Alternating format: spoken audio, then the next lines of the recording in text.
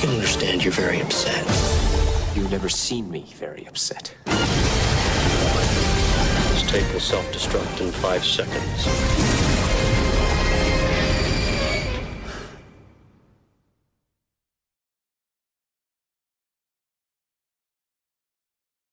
Greetings, salutations. This is the 30th anniversary celebration / watch along of the one that started it all in terms of the movies, that is. It is inspired by a television series, after all, known as Mission Impossible, starring Tom Cruise and company. I am your host, Ryan Van Dyke Quote Channel. Boy, what a really cool teaser trailer or theatrical trailer, really, that was. I am here to host this extravaganza, but I'm not alone. And going back to the year that was, I can't believe once again I'm saying 1996. Is that right? My gosh, time flies, folks, when you're having fun and going on impossible missions. Also joining us is the good friend of ours and the co-host of a lot of these shows. Austin is here. Hello, Austin. Welcome in. Good to see you. You're not wearing a Mission Impossible shirt. I don't have a Mission Impossible shirt. I'm sorry to say. Yeah, I don't have any. I don't think I have any Tom Cruise related shirts. I probably should have something, but I'm trying to rack my brain. I don't. He doesn't make like nerdy movies, so or he's never made any horror movies or anything like that. So I don't really have like a lot of related stuff. This is the biggest franchise he has, but all the T-shirts I've seen are not terribly interesting. It's like the mission starts now, or like a lighted fuse or something. It's self-destruct. It's just not really anything that like super jumps out at me and appeals to me. So like my other one. So I apologize. I'm not wearing anything movie related. Sorry. But you know me, I would if I did. Yeah, I was gonna say, in the words of oh gosh, what's his name? Simon Pegg's Benji. We can wear masks. No, I'm just kidding. We're not gonna wear masks in this episode. But we are happy to have you here, Austin. We're also happy to have you here, or maybe watching or listening to this right now. So if you wanna join us for Movie Watch Along, queue up your copy of Mission Impossible, queue it up to the 1 second mark. And we'll let you know when to hit play here momentarily. But yeah, and if you have any favorite moments of this movie, favorite memories of the Mission Impossible as an entirety of a franchise, the TV series, or the movies, doesn't matter, right? Everything is up for grabs tonight. Let us know in the comments. Let us know in the chat. If you're joining us live on the replay, thank you so much for doing so. Austin, what was it like for you seeing this movie way back when? Did you see it back in '96, or did it come years after? No, I actually have a vague memory that I think I saw this with my dad in theaters in '96 because, my dad, was a big action movie guy, and yeah, I think he had watched the old TV show, back in the day. So, I mean, I would have been about 10 at the time, so it's not terribly unusual just to go watch a movie. I probably didn't know exactly like what was going on, but I was just kind of there for the action. But yeah, I do have a vague memory of seeing it, so I don't remember like what I thought about it at the time. But it had been a minute. I think I rewatched it kind of the early 2000s. When I think I did a rewatch when 3 was coming out, and I watched 1 and 2 again on DVD. I had them all on those original ones on DVD, and then I watched it again probably like a year ago. So it's not one of the ones I go back to all the time. But again, I think it was a really solid start to the franchise. I know some people still have a lot of nostalgia for it. It is a good movie. I just think they've kind of gotten even better, as the time has went along. So, but it's still fun to watch it. And you always forget that like Brian De Palma directed this movie, so he started this franchise with Tom. But yeah, who knew we would still be talking about this 8 movies later and 30 years later. Yeah, it's absolutely insane. Yeah, and thank you for sharing that with us, by the way, Austin. Yeah, I didn't see this movie for the first time until, gosh, it was either around the time that MI3 was coming out back in 2006, which, by the way, we're going to be celebrating that a week from tonight. MI3 turns 20, fellas, and let me tell you, that's an awesome movie. But still, 3 was coming out, and I wanted to maybe catch up, maybe go back and watch some of the stuff. I can't remember if I saw it as MI3 was coming out or maybe when MI4 was coming out. I can't remember. It was in between the two. But either way, I enjoyed this one. I enjoyed MI2. At the time, I thought it was And then years and years later, I watched MI2 and it was like, oh, this movie's I actually really like this movie. It's John Woo, guys. John Woo. So, I know I'm in the minority that likes MI2, but whatever, it's fine. I'm in the minority of a lot of different crowds when it comes to certain movies. I like certain movies that most people don't, and that's okay because all art is subjective, ladies and gentlemen. But yeah, no, I remember going back and watching this and enjoying it. I liked it. I don't love it like some of the other installments that we're going to be talking about here during the course of this episode and in future episodes of Movie Watch Along. But still an interesting movie. And Brian De Palma, the guy who directed, I mean, my gosh, correct me if I'm wrong. Was he the one who directed Scarface? Didn't he direct? Yeah, he did Scarface. He did the original Carrie. He did Dress to Oh gosh. Kill. Yeah, I mean he's got a Blowout. Yeah, he's got an interesting filmography. Yeah, One heck of a resume. makes a lot of thrillers. Yeah.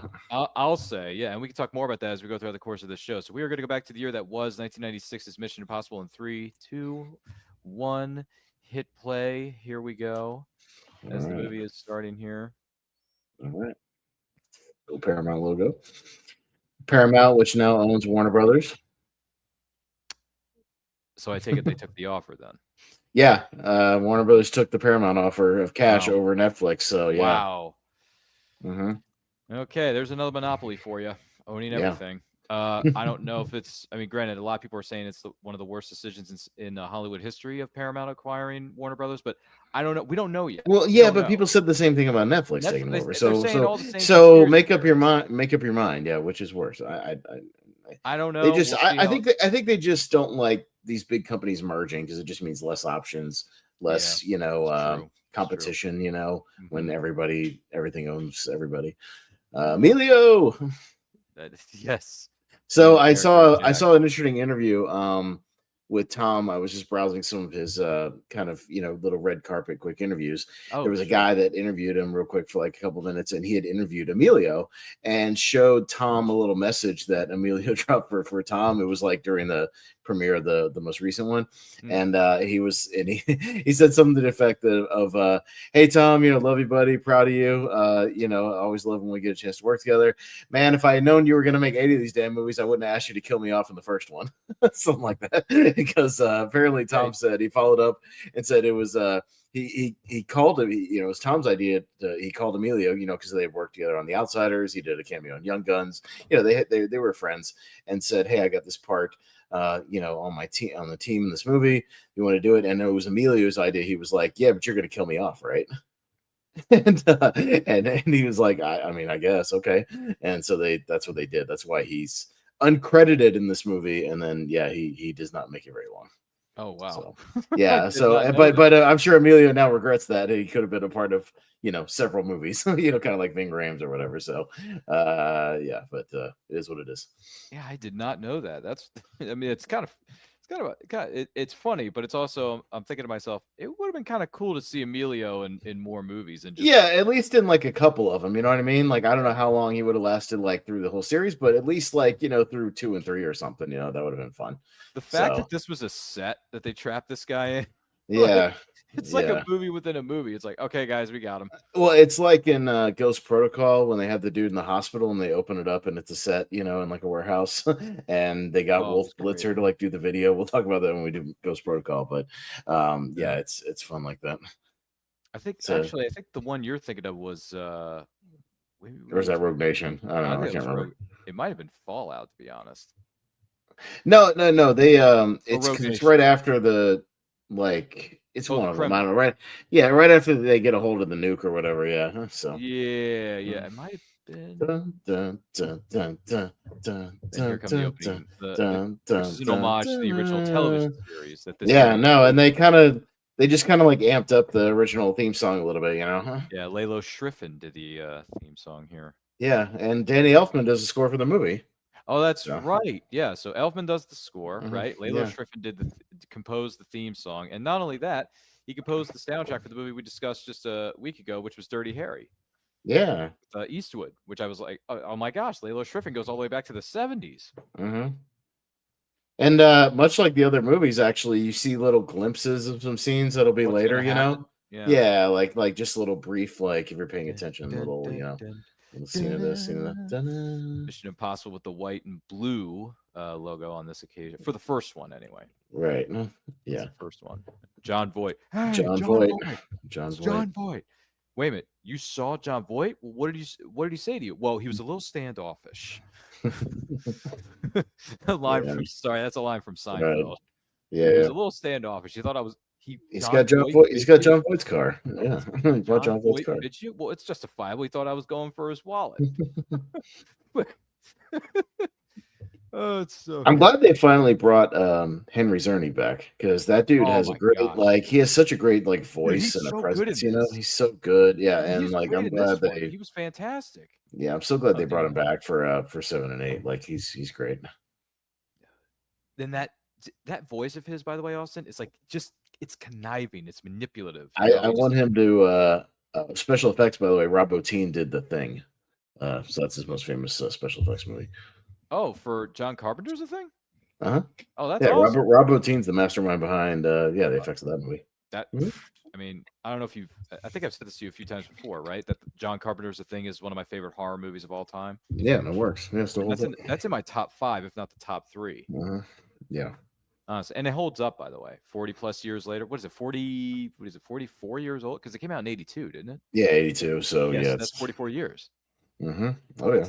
That's insane, It's by the way. because practical effects are king, Ryan. They hold Which up when they're good. which yeah, we're gonna discuss that. Because they feel real. Yeah, we'll discuss that when we get to the third act of this movie and some of the 96 CGI, The but cheesy what is we'll it get called? The there. cheesy what is it? CGI that doesn't hold Look, up quite well. it's mid 90s CGI. What are you gonna do? You know what I mean? Hey, to be fair, Ryan, if they did this script and like kind of redid this movie, like remastered it, Tom Cruise would do that sequence for real because he's out of his mind. Oh shoot, you're right. He would probably be standing on like a real bullet train with a real Oh yeah, helicopter. that's right. you, Never you know mind. what I'm Yeah. saying? Like the way he does stuff, he would insist on doing it like for real or as Yeah, close to never for mind. real as he could. Instead of the what's it Yeah, called? instead of all Green the screen. CGI. Yeah, he would do it for real. He would. Forget the green screen. I mean, he's hung off a plane. He's jumped off of cliffs, on Helicopters parachute. and Yeah, he's flown his own helicopters, helicopters. yeah. I mean, he would do his own stuff. Like He he would. would. Yeah. He didn't have that kind of pull back in '96, unfortunately. No, he didn't. He didn't start really having that pull actually until I think the third one when he started being an executive producer on the movies. Yeah, He yeah. had a little more Cruise a little more Wagner juice. Productions, yeah. Yeah, he had a little more juice behind him, and Yeah, yeah, he wow. kind of had a little more, collective. So That's very true. Photograph Ghostly stealing the knock list. Follow him to his buyer. Apprehend both. Here's the plot. Ethan, you're going into the embassy in character during a party. Hide in plain sight. Highest possible profile. wouldn't have it any other way. Wouldn't have it any other. Yeah, man. Yeah, Wouldn't baby. have it any other way. Sarah, you're at the party already as the embassy's Washington visitor liaison. Make contact with Ethan. You run the game together. I haven't a thing to wear. Well, sure you'll work it out. Yeah, this is and again, this is kind of typical of what happens sometimes in the later movies where they, he'll be working with some people in the beginning that we don't see again later. 3 has a similar thing where he's got some team members that don't quite make it out of there, Mm-hmm. i.e. What Kerry Russell. Yeah, but dude, Yeah. all the connections and Easter eggs that are in the third movie because of Mhm. J.J. Abrams and who he is and all the people he enjoys working with. There's so many Easter eggs in MI3. Yeah, Greg Gutfeld or Greg, what's his name? Greg Grunberg, yeah, Greg Grunberg. Russell, Yeah. Mhm. Bitsy, no, not Bitsy too. Shoot, one of them. There's got to be somebody from the television series. There's a couple people that kind of pop. There was somebody that pops up at like that party. I'm trying to remember who it is. Yeah, the other guy. Yeah, somebody is like just there for like the Yeah, but there's a birthday guy party or there. whatever. But there's also a girl. There's a woman there too. Right. I'm trying to remember who it is. Stuff. Were you off on one of your cushy recruiting assignments? Where they put you up this time? The Plaza? Drake Hotel, Chicago. Ooh, what a shame. 24-hour room service, chauffeured cars, fat expense account. Now he's getting it's Aaron Paul shows up in that scene. Remember from Breaking Bad? Yeah, he's like randomly there for like a scene before he was famous. Yeah, Aaron Paul from I mean, I know he's from Breaking Bad, but who did he work with? J.J. Abrams? Was he on a television show produced by Abrams? I don't know. He might have popped up on Alias or something. Who knows? Oh, yeah, Alias. That's it. He might have been on Alias, to be perfectly honest with you. I don't know. Yeah. So I'll run the whole show from the crow's nest here. Everyone knows the roles. Let's bunch out the details. Oh, like those aren't the most obvious camera glasses you've ever seen. Whatever you see. Those giant camera glasses? Come on. Yeah. They make them way, way smaller nowadays, Oh, no. In your ear. In black and white. Yeah, you need an earpiece for this. You have lovely eyes. Can you hear me now? Loud and clear. He has a car waiting and he rolls. And yeah, the whole, I mean, there's so much exposition in this scene. There's so much exposition going Yeah, on. I remember rewatching and being like, I don't know what they're doing, but they're doing a mission. They're going after somebody at a party. That's all I Well, they're know. going after this guy at a party just to make sure to Yeah. get pictures of him stealing the knock list. I don't remember like much of the plot of this one. This is like the one I remember the least about the plot, honestly. Well, like I said, you Jim know. Phelps is doing all the exposition. So you Yeah, know, yeah. let's see. John Voight gets all the exposition dumps. Mhm. So if Tom Cruise wasn't Ethan Hunt, who would we get to play that role? Oh my gosh. Oh, is that a I question? can't think of anybody. I can't think of anybody else that could play him, but you know, I can't think I of mean, anybody. you know, there was other stars around that time. I mean, you could have got like a Brad Pitt to do it around that time. You know, he was, Yeah. you know, hot He young was still kinda star, young. or you know, somebody. Red light, green light. Mash Up them against the together. lock, you can't pick. All you gotta do is mash this together. Hasta lasagna. Is that what he said? Hasta lasagna. You have about 5 seconds. Yeah, you do realize this is the same year as D3, The Mighty Ducks. So maybe he couldn't be on that movie as much as he is because he was doing this movie. Just Possibly. don't chew it. Yeah, we're gonna be celebrating that later this year. I can't believe I'm saying that, but yeah, D3, The Mighty Ducks turns 30. That's The one that Emilio's in the least of. Yeah, because he passes the torch on to Coach Orion. Coach Orion. Yeah. You can call me Coach Orion. It's one of What do those. all great teams have in common? Great coaching. Don't try to Try to suck up suck to up to me. me, everyone. Although here's the funny thing about that, though. So you think that speech that he gives the kids is like pointless, Mhm. but when as an adult, as a kid, you don't think much of it, right, Austin? But when you Yeah. look back and watch that speech he gives to them during that Mhm. practice session, you think he's actually got some points. Well, he teaches them to play defense, Ryan. It's very important to play defense. Yes. But not only defense, he's talking about life too. Yes. Yeah, and other stuff you're supposed to do in life, like don't be too careful, but don't be careless, but don't be too careful either. Mhm. You cannot be afraid to lose. Mhm. Which, by the way, like I said, we're going to talk about that later. Oh, look, he's got the classic headlight glasses. Much later this year with D3, the Mighty Ducks turning 30, by the Mhm. way. So yeah, what is it? Emilio had a pretty good year in '96. You know, D3, and he had this. So hey, Mhm. did pretty good for himself. A double, you know, what do you call it? Mhm. A double feature. Mhm. I would venture to say, excuse me. He's in pocket on the stairway. This is one of those parties that Ace Ventura would make fun of. What was the because there was a party in the second one that he made fun of all the rich people, if I'm not mistaken. Right, yeah, Do all the not rich pass out. people. Do not collect $200. Yeah. That's right. I'm sorry. Does she have like computer glasses? Okay, you're right. Oh, they're X-ray. Yeah. X-ray. Yeah. Did she get those other back in the magazine? Oh, so she sprays him with the mist, and then that's how she's able to Yes. not tag him. What's the word? Follow him, tail him. She got him with the mist, like Tajiri. The mist. That's right.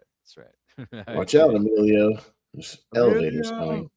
Emilio. Don't hurt yourself, Emilio. Sorry. I remember going to see this in '96, and again I was 10. And again he was uncredited, so I didn't know Emilio was in the movie. A lot of people didn't, but I remember seeing him being like, "Oh, it's Coach Bombay," because I'd seen the Mighty Ducks movies by then. You know, I was like, "Oh, hey, Coach." I was like, didn't know you were in this movie, and then you find out, you know, 10, 15 minutes later, well, he wasn't credited in this movie. So you're like, oh, that's unfortunate. It's old school computers, man.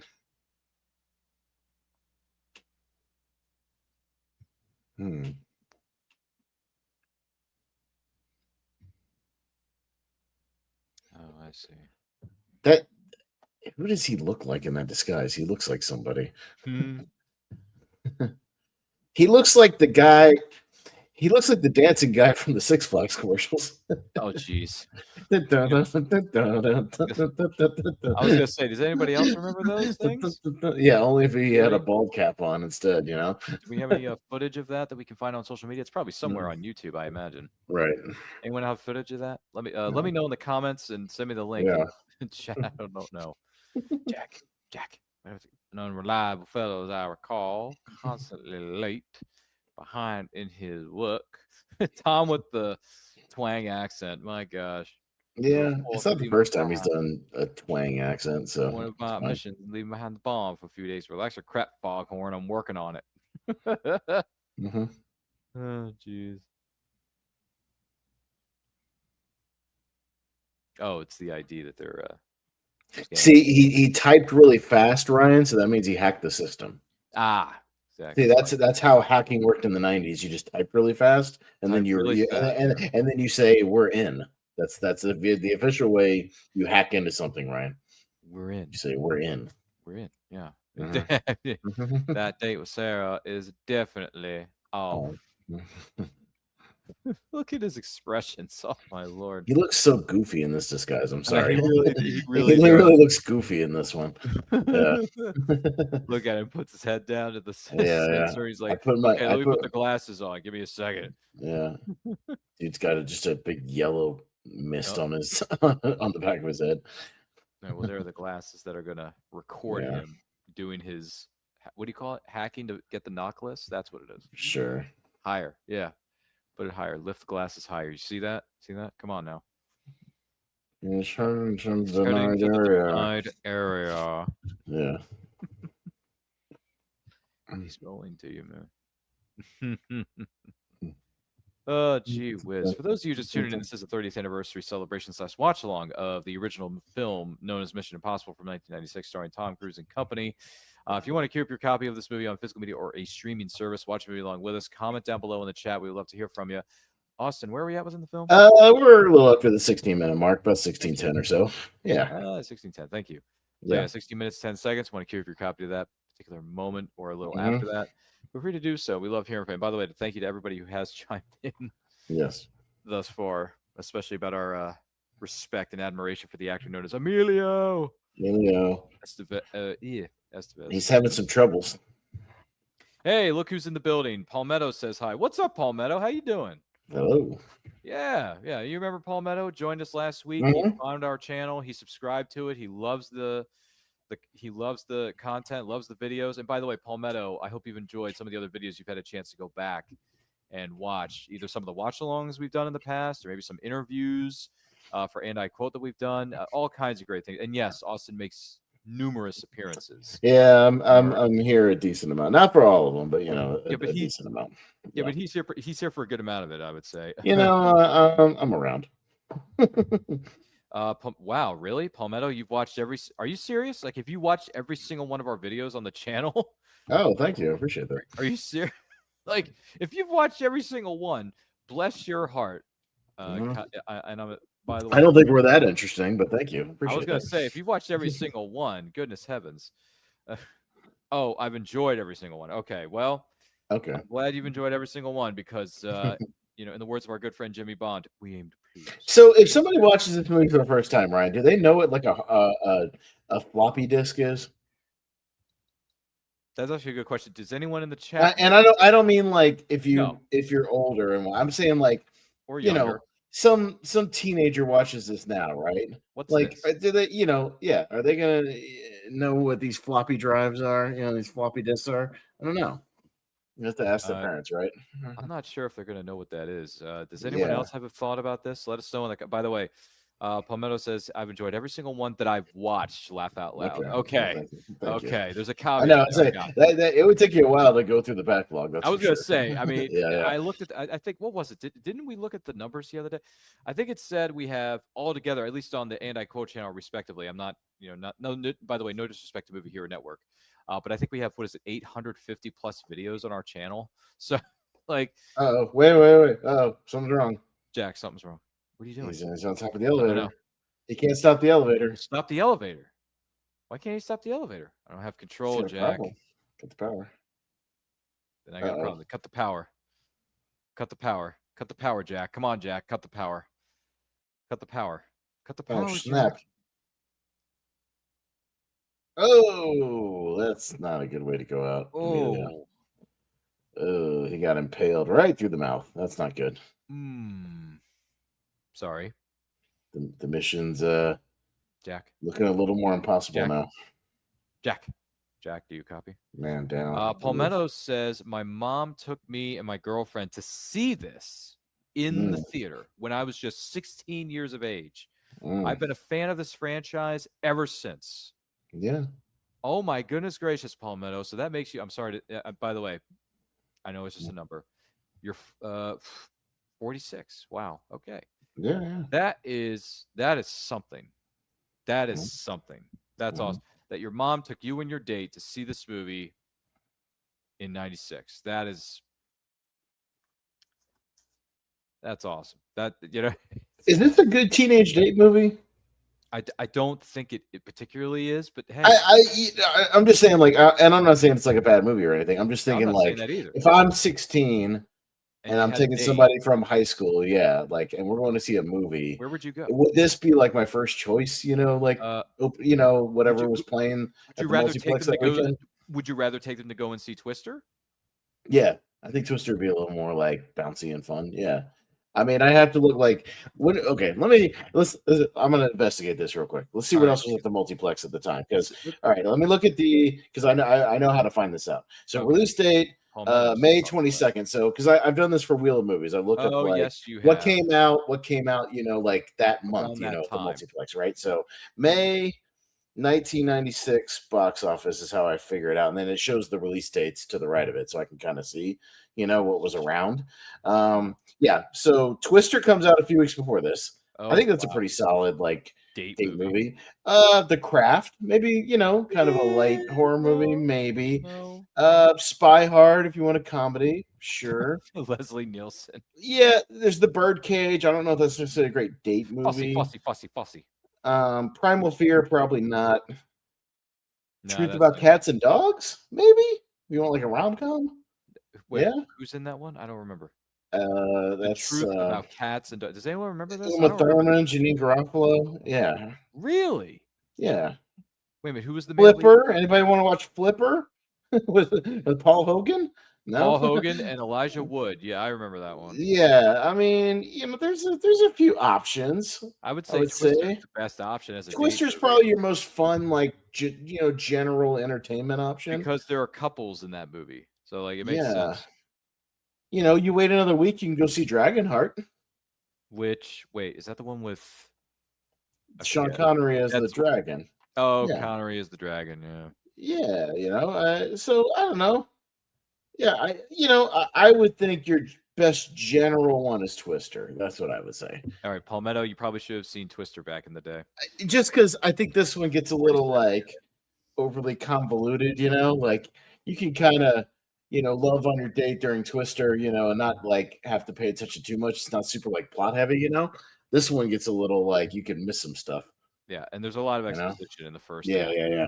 There's so much exposition. Yeah. Ethan. Somebody's going down. Ethan. By the way, back in the day, you may not have been able to tell, but when you look at that angle, the way that gun was pointed, you're like, he fake shot himself. Yeah, that's a fake out. Come on. But as a first time, I thought we were gonna get a shot of the Tom Cruise run. We didn't really get Tom Cruise running. That would become like a signature, you know what I mean? Isn't he going to run in like the next? Does he run later? I don't know. Yeah, like I need to see that full, the Tom Cruise Ethan Hunt sprint. Report, Sarah. There's nobody there. There's nobody around. Abort. Do you read me? It's not good. Gone very badly. Sarah. There you go. Start running. Oh, is he running out? There he is. Yeah. A little bit. It took me a minute there. I just mean like we haven't had like, what I mean? The extended sprint, what I mean? Where they just have like the one shot of him sprinting across a long, stretch that we would get in the later movies. You know what? We got a little bit of background here for you, Austin. Yeah. We got some background here. You want to hear this? What's that? So Palmetto says the original series reruns were a staple in my house growing up. And my girlfriend at the time was a military kid. So she was all about a good old-fashioned action movie. Okay. Fair enough. Palmetto, I dig it. I respect that. And that is Bossa Nova. No. And you might be the exception to the rule. I'm just thinking like more your general like 16-year-olds in high school. You know what I Oh, mean? yeah, That's all I'm The thinking general, about the is like, general audience, Palmetto. We're not yeah, trying to. if I'm looking at the newspaper, planning out the date, you know what I mean, and I'm No thinking like, disrespect. We're not singling you out. what would just be like the one I would probably go to, the breezy movie, you know what I mean? I would go Twister, but Oh, he's running. I understand that. Yeah, He's running. totally. He keeps running. He's running the whole time. Yeah, Oh, wait a minute. He found Sarah. Sarah, abort. Abort, yeah. Sarah. Oh, wait. What happened to Sarah? What happened to Sarah? When What's that going on? happened, this is all going Whoa. very poorly. What happened? Sarah. She Sarah. got stabbed. Sarah. Uh-oh. Oh, he's got the knife in his. And what is it? The cops, Harbor Patrol just show. By the way, Yeah. Palmetto goes on to say, "We were anything but general or typical." Hey, Laugh out loud. hey, Hey. no, hey, fair enough. It's fine, man. I'm more thinking about my own classmates in high school. That's Yeah, all. that's what we're So, thinking. Both Austin and I yeah, are relatively the same age, so I'm yeah, picturing like myself too. if I'm just trying to think about the very rare date I might have had in high school, which is I don't only one know. or two. I was not very outgoing back then. I mean, I didn't But start dating till I was I 18. do know. So, I think my first real date, I took a girl to see.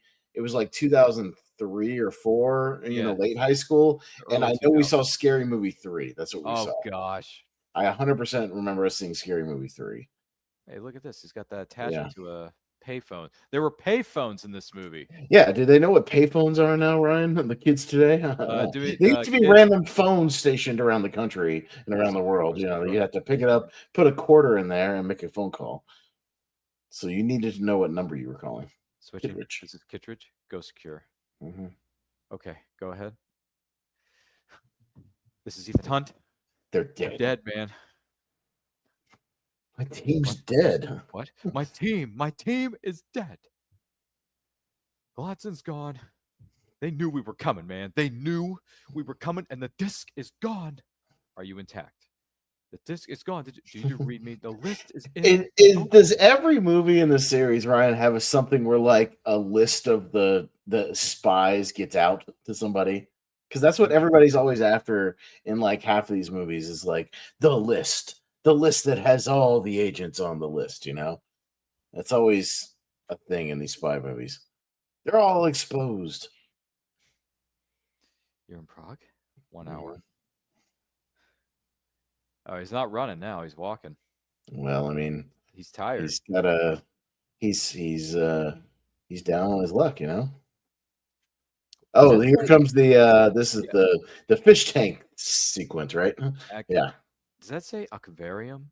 I don't know what it is. On the So top of is the this top- like half restaurant, half aquarium? Is that I what it think looks it like? is. That's why it's called an aquarium. But I mean, I like aquariums. This would be a cool restaurant. I like to look at the fish while I'm eating. That's fun. Does anyone else know about this? I'm assuming it means like an aquarium restaurant. That's what it sure looks like. Aquarium, gosh darn it.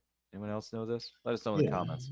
It's a higher class version of the they're in Prague, which is located in the Czech Republic. Last time it's like higher class of like the Rainforest Cafe, Yes. Oh my gosh. Talk about a throwback. And the funny thing is, if I remember this correctly, and I kid you not, I don't think my family and I ever had dinner at Rainforest Cafe when it was a thing. It's because it was expensive, man. It was like Planet Hollywood, and it wasn't very good. It was just more about like the atmosphere, but the food was like mediocre at best. That bad? It was just mediocre. It's typical like, cheap whatever. Well, let me ask you this. Be honest with me. Was the food any good at Planet Hollywood?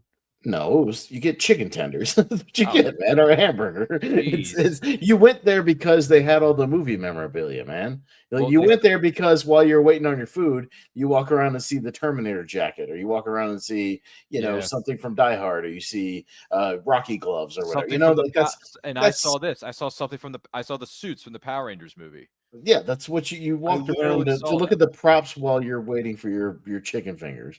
There was a Planet Hollywood in what's that town we were in? No, not Greensboro, the other one. Myrtle Beach, South Carolina. There was a Planet Hollywood. Well, all the touristy towns, They had all the suits from the Power Rangers movie, and I'm like, oh my gosh, that's awesome. Yeah, I went to the one in Orlando a couple of times back. Oh, did you? Oh, yeah. What piece of memorabilia did you enjoy seeing them? I just remember, it was always because it was owned by Bruce Willis, Arnold, and Stallone. Like it was all stuff from their movies mostly. So yeah, you'd see like Terminator stuff. You'd see Rocky stuff, you see Rambo stuff, you'd see, their big True Lies stuff, whatever. So first scene with Henry Czerny, by the way. We got these Brian De Palma close-ups here. It's one of his things. Standing behind Hannah at the top of the stairs. Bow tie, 12 o'clock. Yeah. The other IMF team. You're worried about me. You're worried about me. Why? Dude, Henry Czerny is so good in this scene. He's awesome. Well, for a little over 2 years, we've been spawning serious blowback in IMF. No, you're not doing it in the Henry Czerny voice. Serious blowback. You have to talk like Henry Czerny. Sorry, you have to emphasize the end of those letters. You see, when I was seeing the trailers for Mission Impossible: Dead Reckoning, you have to work on your Henry Czerny. Sorry. He is a good character actor, though. No, he's great, and I'm glad he's like kind of made a comeback in the last 10 years because he was also in like Ready or Not. He's popped up in some fun. Well, movies. He was also in the television series. You remember the television series Revenge with Emily Van Camp? I didn't watch that, but he was on that for like 7 seasons, if not 6. So he had a long run. Yeah. Blitzen was a lightning rod. How old do you think he is here? In this movie, Henry Czerny? Yeah. I'm gonna hold on. All right, wait. Without googling this, because I know don't Google it because I know the answer. I know the answer. In this movie. Okay, let's focus on this. Right here. I'm gonna say he's 42. He's 37, bro. I'm older than him. Oh my gosh, are you serious? He looks 40. He looks 45. He looks 42, 44 in this. He's already got gray hair. He's got a little. Yeah, I'm older than Henry Czerny in this movie right now. Yes. Wow. Yeah. I want to show you something, Ethan. Since your father's death, your family's farm has been in receivership. Now suddenly they're flush with over 120 grand in the bank. Your father's illness. Tom Cruise is only 3 years younger than Henry Czerny in this movie. So. Are you serious? Wait a minute. Wait, yeah. Bruce Willis is younger than him? No, Tom Cruise. I'm talking about Tom right Cruise. Here. Okay. Tom is 34 right here. He's 34 right here. Wow. Yeah. Why don't we quietly get out of here and onto a plane? I can understand you're very upset. Kittredge, you've never seen me very upset. All right, Ethan. Enough is enough. You have bribed, cajoled, and you have done it using loyalties on the inside. You want to shake hands with the devil? That's fine with me. Make sure you do it. Look at that. Dude. Rolls it up, throws it against the window. Boom. Look at oh my gosh. Oh, and that guy gets blown out too. Yeah. Whoa. He's blowing out the door, isn't he? Yeah, he got blown out the front window. Oh my gosh. Look at this. Cow. Oh my gosh. And here's the shot. Tom jumping out of the water. Yeah. Oh, hey. Didn't Tom say they did that in 1 take, if not 2 takes? I think they had to do a couple, but they got it within a few because it was really hard to reset because obviously that's a lot of water. Because to reset that whole sequence, you'd have to reset up the restaurant set. You have to reset up the aquarium. But yeah, you have to blow it out exactly to where the water goes where you need it to go, which is really hard to do when you're dealing with water or fire to set it up exactly how you want it. Now there are, guys special effects guys who you can kind of control, especially fire. There's ways you can do fire where you can kind of control it with gas lines and, certain props and things like that. And using certain chemicals and whatnot. But water is a little trickier because water is, can be a little unpredictable. It's like how Kubrick had to get exactly, the shot where the elevator opens and the blood comes out of the elevator. Very hard to get that exactly, but I think he got it on the first or second try. Doing that, had to get it exactly kind of flowing out into the hallway, in that sequence. Yeah. Oh, by the way, Palmetto says maybe it's a seafood restaurant. Laugh out loud. See, yeah. Eat the food. Ryan, I'm on a seafood diet. I see food and I eat it. So that's a seafood. That's a bad dad joke. Wow. Okay. Don't give up your day job. Yeah, no, I'm not a comedian. How many passports you got? 9 passports. Oh, wait. In the words of Arnold, don't give up your day job. Man, it's one thing you don't see in a lot of movies is the bidet right next to the toilet, Oh, yeah. Now, look at this. See? I didn't notice this before, to be perfectly honest with you. Yeah, we were just watching Eyes Wide Shut, and Dude, Sidney Pollack has a bidet in his bathroom. yeah, I think it's like a rich person thing. Yeah, because at it's a in the rich person opening thing. party scene where the girl has like the near overdose, they're in the bathroom and he's got the bidet right next to the toilet. Jeez. Yeah. Okay. This is interesting. I would venture. By the way, what was it that we discovered recently? I'm trying to think of what it was. Eyes Wide Shut is it's either streaming somewhere that I saw the other day It's on or it's Tubi. Tubi. Yeah, that's it. We saw it in the theater again the other day. Like I mean, I'm Oh, a did Cooper you? guy. I've seen them a couple different times, but yeah, You like that movie? Because a lot of people have issues with Eyes that. Wide Shut rocks, man. That movie's awesome. Okay. Yeah, dude, I'm a big Stanley Cooper guy. So yeah, no, Eyes Wide Shut is one that's grown on me, and it keeps climbing in my Cooper rankings every time I see Okay. it. It's great, Maybe great. maybe And Tom is excellent. Tom had a great 99 because he had Eyes Wide Shut and Magnolia, two of his best performances. It's great. Magnolia, yeah. Mhm. You know, I haven't seen either one of those movies. Magnolia is great with Tom, man. That's the year he got nominated for the Yeah. Oscar. He's playing a red pill guy that you see all over TikTok now. 20 years before the red pill stuff. So it's pretty fun to go back and watch. Actually, he's playing like this, motivational guru red pill guy. Do we know if Magnolia is streaming anywhere? Or It wait, I might think be. you have it. I might have it on my movies anywhere. Yeah, Yeah, I was gonna I say have it on movies my anywhere. You might Fandango. have. I think you have both that and Eyes Wide Shut. Yeah, no, Okay, they're never mind. great. Tom is like, man, he's been climbing up my rankings of like my favorite actors too, because man, like he's always like most of his movies are really good. He rarely makes a stinker, like flat out, like he's all of his stuff is pretty damn solid. His filmography. I guess I got to go sit down and watch Magnolia and Eyes Wide Shut. We did a Wheel of Movies episode on A Few Good Men for Rob Reiner, and he's great in A Few Good Men. Oh You my forget how god, good are he you is. kidding me? Yeah, he's awesome. I freaking love that movie. That's one of my all-time favorites. Yeah, we did it for Reiner, R.I.P. But yeah, he's good, man. He's Uh, I think he's still kind of underrated as an actor. I mean, everybody knows he's a great movie star, but I actually think he's a great actor. He's underrated for what he does. I can understand where you're coming from with that. Palmetto goes on to say, "I love this scene's representation of people's understanding of the internet back in those days." Yeah, the '90s internet, like Look at this the is email. well, this is the same year or a year off of The Net. Remember with Sandra Bullock? Well, it was a year It was after. around the time of Hackers, that movie as Yeah. well. Yeah. So yeah, the internet of like, even a couple years later, there's a wrestling movie called Ready to Rumble, if you've seen it, where Yes, there's I have. there's a scene with Chris Owen, the Shermanator from American Pie, where he's like, they're like, He looks at him, you he find says, us. I can find anyone. Yeah, I can find anything on the net. The net, like they net. I make can it find this anything on the this net. weird thing of like hey guys, it's the internet. Yeah, it's real weird to watch like late '90s stuff dealing with the internet. Because yeah, did he have to use like his AOL free 10-hour CD to access the internet Yeah. that you would get in the mail? That's a forgot thing about kids that. would know about. It's like you used to get these promo CDs in the mail for like 20 hours of the internet. Pop in this disc. And then when you download it or when you pulled up your dial-up internet, you couldn't use your phone because you were using the internet. Oh yeah, that's a good point. Yeah. See, Hey, learn- get off the internet! I'm expecting a call. That used to be a thing.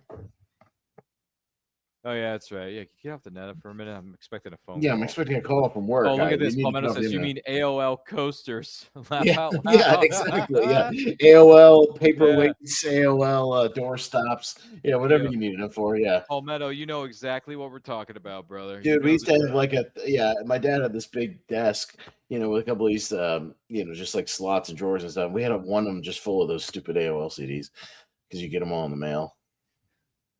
AOL Instant Messenger. You've got mail. You remember that, Palmetto? You remember that signature? Of You've course, got of course. mail. You remember that, Austin? Yeah. Of course. It's me. It's Claire. I heard you on the radio. Shut up. I saw you. You were in the car. Speaking of which, this is the tangent information overload filled episode of Movie Watchalong, celebrating 30 years of the original, by the way, folks. The original Mission Impossible film from 1996 starring Tom Cruise. Chip's dead. Wake up! It's dead. They're dead. They're all dead. Anyway, sorry. Austin, where are we at within the film? We are about 38:45, so we're coming up on the 40-minute mark, just about. 40-minute mark. So keep your cap to around 40. What do we want to say? About 40 minutes or so? 39, 40 minutes, something like that. Yeah. So. Feel free to cue it up now. Watch the movie along with us. Comment down below in the chat. And thank you to everybody, and I mean everybody, who has chimed in so far. Especially, I think Palmetto is the MVP of the comments because the stories he's given us about what how he experienced this movie, how some of the other stuff about the movie. It's and I knew we would eventually go on a tangent about like mid-90s internet or computer technology, whatever. And like I said, we'll talk about mid-90s CGI, especially when we get to the third act, with the train helicopter stuff. Who sent you? Yeah. We were supposed to be back here at 4 o'clock. And this is like every other Mission Impossible movie too, Ryan, that you'll see as you're going through these movies of like Ethan's on the run and he's like disavowed every other movie, every other movie he's, they disavow him. He's broken off from the IMF. He's going rogue, like he has to get, he has to get some other people to help him out, off the grid. Because he's about to he's going to get his new team here very shortly. By the way, it's funny you mentioned that. Palmetto says, I still remember my AIM screen name and password from 1998. Yeah. We were watching, what was that movie? Y2K, babe. Like, and he was using like AOL Instant Messenger at the beginning of the movie. They were messaging back and forth, in the on the chat boards there, things like that. Because it was, for anybody who doesn't know, it was like Facebook Messenger for like 1999, things like that. So, but you had to be on a computer. You couldn't do it on a cell phone. Obviously, you had to be on a laptop or something. You remind me of that line that we heard some years ago. Do you remember in Fallout where he says, "How many times has he been disavowed, cast him aside?" Every movie. How long? Yeah, but what's his name? Henry Cavill, my man. Henry Cavill says, "How long before a man like that has had enough?" Yeah, every single movie it happens. Every single one. There's a moment where he's like on his own, on the run. Like every single one. Yeah. How many times has Hunt government betrayed him? He gets framed. He gets framed for something. They think he like killed his. But here's the thing. But by Fallout or something, shouldn't because they even dress in a Dead Reckoning. With Shea Wiggum and his partner, where he's just like, but he's like always innocent though. You know what I mean? Like it's never true. So like, why would he all of a sudden do that now? Like, what if he's just doing the right thing? And it's like, shouldn't they have figured out by now? Every time they framed him for it, it's not actually what he's doing. He's not the bad guy. Buy a pack of Dunhill and ask the man sitting on the bus stop bench for a match. Yeah. For a match. And we're gonna get that here momentarily because now they're in a different part of Prague or whatever. Part of Prague. Yeah. Yeah. By the way, this guy here literally looks like a ripoff of the henchman from Die Hard. Yeah, he looks like a discount Alexander Gutenov or whatever. That's what I'm saying. Like he literally looks like a guy from Die Hard. Yeah. We watched that movie like 2 years ago. Gutenov. Yeah. Or 3 years ago actually, because that movie came out in 88, so 88, 2020 to 23. Yeah. Yeah. That was fun, by the way. That Die Hard Watchalong. That was something. Would you remove your hat, please? Why does he want him to take off his hat? Why? You wish to meet Max? The price of admission. Oh, so he has to wear a... hey, man, this is a sock. It's a spy mask. Special spy mask. Hey, man, this is a sock. I'm sorry. I'm quoting a movie from the early... early 2000s? I Spy with Eddie Murphy and Owen Wilson and Famke Janssen. Which, by the way, Famke Janssen looked very beautiful in that movie, I Spy, if you remember that movie, Austin. I think the only time I saw I Spy was when I worked at the theater in 2002. That's the only time. Are you serious? Yeah, I worked at the theater from 02 to 03. Oh, wow. And I saw like everything that came out because it was all free. So I watched everything. But that's the only time I've ever actually watched I Spy with Eddie Murphy. Vanessa Redgrave. Yeah. Oh, what is she famous for again? She's been Oscar nominated for a couple. I think she won 2 Oscars. She's a heavy hitter back in the day.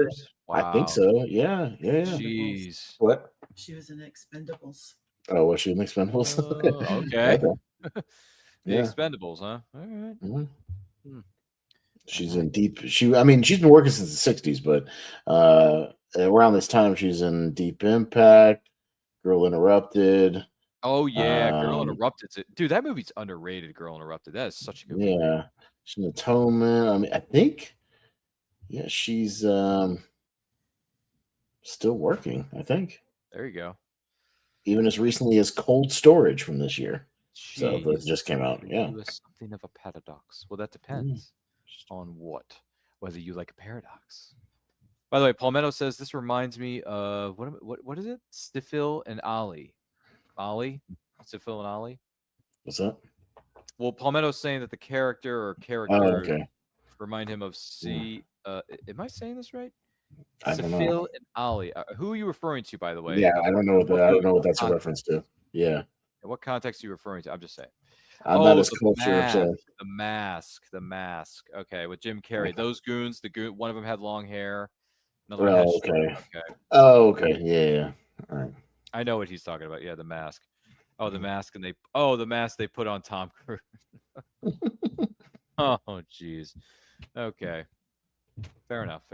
Sorry, we were a little confused. That's a Redgrave, by the way. She's still with us. She's 89 years old. So she's still with us. Yeah. 89 years of age for Redgrave? Wow. Mhm. I don't know Job any more than you do. Even so, I'm sure you could arrange an introduction. Why should I? Because I can deliver the actual knock list. The one you have is not only worthless, it's certain to be equipped with a homing device. Brian De Palma likes his Dutch angles in this movie, by the way. Oh, the Dutch angle. Okay. The like when you're looking at her right here, the tilted angle. Yeah, that's like called. Yeah, if you don't know, that's called a Dutch angle. Thank you. So yeah, when he's doing some of these close-ups, if you watch the movie Battlefield Earth, the terrible movie with John Travolta, that movie is nothing but Dutch angles, and it's really annoying. It gets you like motion sickness. Yeah, it's like every scene is a Dutch angle. It's stupid, but yeah, Brian De Palma, yeah, it's kind of a De Palma thing. Look at that bloody disk drive. Ew. Oh, excuse me. Sifil and Ali was a show on MTV with sock puppets from 1992 to 1993. It was a I don't think I watched that because I was like 5 or 6 when that came out, so I don't think that. Yeah, I don't think. I think that's beyond my time, unfortunately. Yeah. Yeah. You'd have to go with like late '90s MTV references before I start to understand it. Yeah. I'll tell you what. The show I watched more than anything growing up on what was the MTV when MTV actually had a brain was it was the dating show that hosted by Jenny McCarthy. Oh, I was gonna say Beavis and Butthead, but that's just me. What's it called? Hold on a second. Let me see. It's MTV dating series with Jenny McCarthy. Yeah. Hold on a second. Let me see. What dating show was on MTV? Singled Out. That's it. Thank you. Singled Out, ladies and gentlemen. Yeah, I'm man enough to admit it. But I watched Singled Out a number of times on MTV because when MTV was red hot in the 90s, we all know this. Okay, we all know our history, which doesn't exist anymore, by the way. Yeah. By the way, did you see the video tribute that they made saying? I didn't see the tribute, but yeah, it's finally like done for. Essentially, yeah. I mean, MTV was nothing but the ridiculousness network now, anyway, so it's pointless. Well, it was the reality show network. But during the day, it was nothing but reruns of ridiculousness. Is stupid. Yeah, well, that is 16 and pregnant. I'm like, really? Do we really? Yeah, they started going downhill. Yeah, when it was just reality shows, it was dumb, and that even started before that with like, what was the other one? My Ride and Next and Room Raiders and all that nonsense. It was stupid. That was when I kind of started tuning out. Jersey Shore was another culprit of that. Yeah, Jersey Shore became the Jersey Shore Network, and that was, I didn't care about that. Singled Out was hosted by Chris Hardwick and Jenny McCarthy. Yes, thank you, Palmetto. Yes. So I watched that a lot because I wanted to be a contestant. At one point, I kid you not, Austin, I wanted to be on that show, figuring out who I was going to date. At that point, you watch Singled Out, and then you watch Remote Control. Wait a minute. Back up a second. What was Remote Control? Remind me of this. Remote Control was the game show with the recliners. You remember this? No, I don't remember. reading No, that. it was like music trivia and movie trivia. It was Oh, yeah. Colin Quinn was on there. Colin like Quinn was on there. yeah, he was like the co-host. I don't remember yeah, this. Does anyone? yeah. Palmetto, do you remember this? Does this Come on, ring a he's bell? got to remember remote control. I never heard of this. I never heard of this. Or maybe it's not coming to me at this particular time. I'm sorry. Yeah, And Palmetto's laughing at us, by the way, in the chat. He's like, yeah.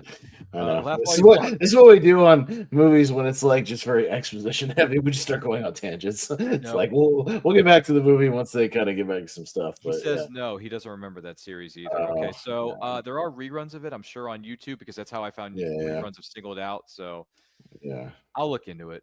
I'll tell you what, if I watch an episode this weekend, I'm going to text Austin and be like, yo, Austin, brother, I finally saw it. I'll be this sharing links to remote control. You can see this trivia show that I have vague memories of. Go ahead. You want to share me Yeah. some links? Go ahead. Yeah, I don't mind. You can text me anytime. And yeah, sure. then he says, one more thing. Your personal assurance that Job will be at the exchange. I'm sorry. Mm. Wait a minute.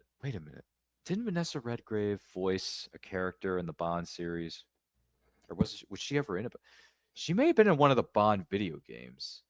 The voice. I'm talking about the voiceover. I don't know if she was physically. I don't know. Let me look through her wiki. I think she was in a Bond video game, if not two of them. Okay. Because that name sounds awfully familiar. Yeah. I don't see anything in the 90s. Maybe I'm wrong. I'd have to go to her actual IMDb maybe instead of her wiki. I don't know. She was in a. I think she did voiceover. Yeah. For one of the video games, if not two. If I'm not dead, I'm with you, Ethan. Are you sure about this? Jim was my husband. Which, by the way, that's a weird dynamic there. That John Voight and, by the way, who's playing this character? I forget her name. It's not Manuel Beert. What's that? Manuel Beert. Manuel Beert. Yeah. That's her name. Wait a minute. That's her actual name? That's her name.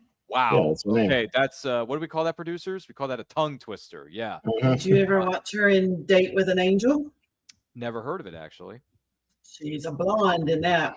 That's really? And yep. Okay. All right. She loved Wendy's French fries. She was an angel. Oh, Day with an Angel, 1987. Yeah. Okay. Wendy's French fries. Yep, Okay. that was her favorite thing in that movie. Maybe I have to sit down and look at the footage of this. Producer. She's a French actress, I guess. Yeah. Okay. It's my 128 vein. Oh, it is. Oh, we'll have to watch it then.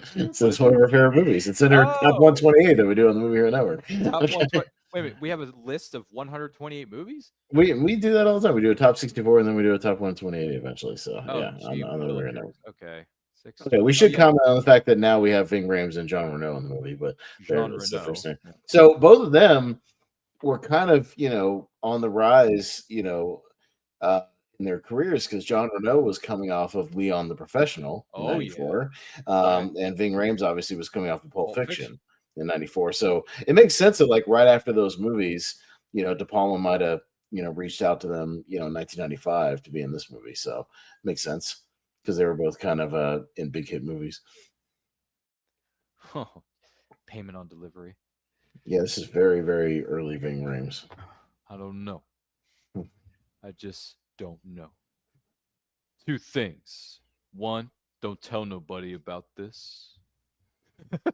This episode of Watchalong is between me, you, and Mr. Soon to be living the rest of his short ass life in agonizing pain.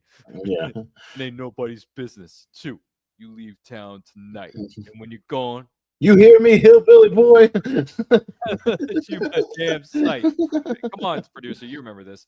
I'm gonna get medieval on your ass. Yeah. That's great. Of course. That whole scene between him and Bruce Willis, my gosh.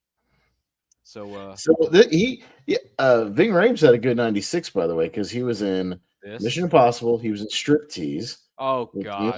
And he was on 8 episodes of ER when ER was hot in the mid 90s. Oh, I didn't know he was on ER at that time. With George Clooney. Yeah, he had a recurring role in ER, so he had a good 96. Damn. Okay. Yeah, and then he was in Rosewood, Con Air, of course, Diamond Dog. Then he's in Out of Sight with Clooney, Entrapment. Yeah, he was rocking. Out of Sight's a good one. I don't think it's as good as people make it out to be, but Out of Sight is a good movie. It's not Yeah, great. I watched it for the first time last Like year. 2 years ago. Or something. It's good. Yeah, I'm It's not in fine. the I'm in the night, not in like the classic Yeah, category like with it's that some people good. are. But I had a good time with it. It's entertaining, and Clooney's entertaining. So, and I was gonna say, it's in the same universe as the Tarantino universe technically, because why? Michael Keaton from his character from Jackie Brown shows up in that movie. Oh, okay, Yeah. okay.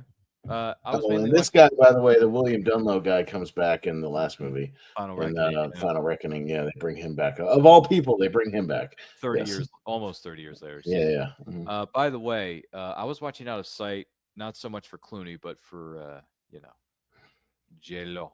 Oh, So, J Lo. Well, she was even I her mean, acting career was taking off at the time too. She was coming off with Selena around yeah, that time, man. which I saw a stupid amount of times in the early 2000s because in a couple of my classes in high school, it was one of the only VHSs they had to like pass around. So Oh we my watched god! Selena a lot. Yeah. So I've seen Wow. Selena like a dozen or 2 dozen times. Yeah. Uh, but yeah, that was around that because I think Selena was like 96 or 97, something like that. Wow. But yeah, And Out of we're Sight. setting up our big trailer heist here, Ryan. The wire heist, in the Yeah, I was gonna Pentagon. say, Temperature is J-Lo. controlled by air conditioning. We can't let anything touch the ground. They're laying out all the impossible mission. You got to get in there. Nothing can touch the ground. It's got temperature controls. It's By got laser lasers. nets. Laser Yeah, nets. laser nets. Yeah, it's got a heavy door. Obviously, that you can't get in there. First Pressure sensitive. pressure So sensitive no floor. pressure. No. Oh, the noise Slightest stuff. You can't make increase in any noise frequency of the either. alarm. Yeah, no noise. And then he's got a drink that drops to the floor. Sorry. Which yeah, that's a thing right there.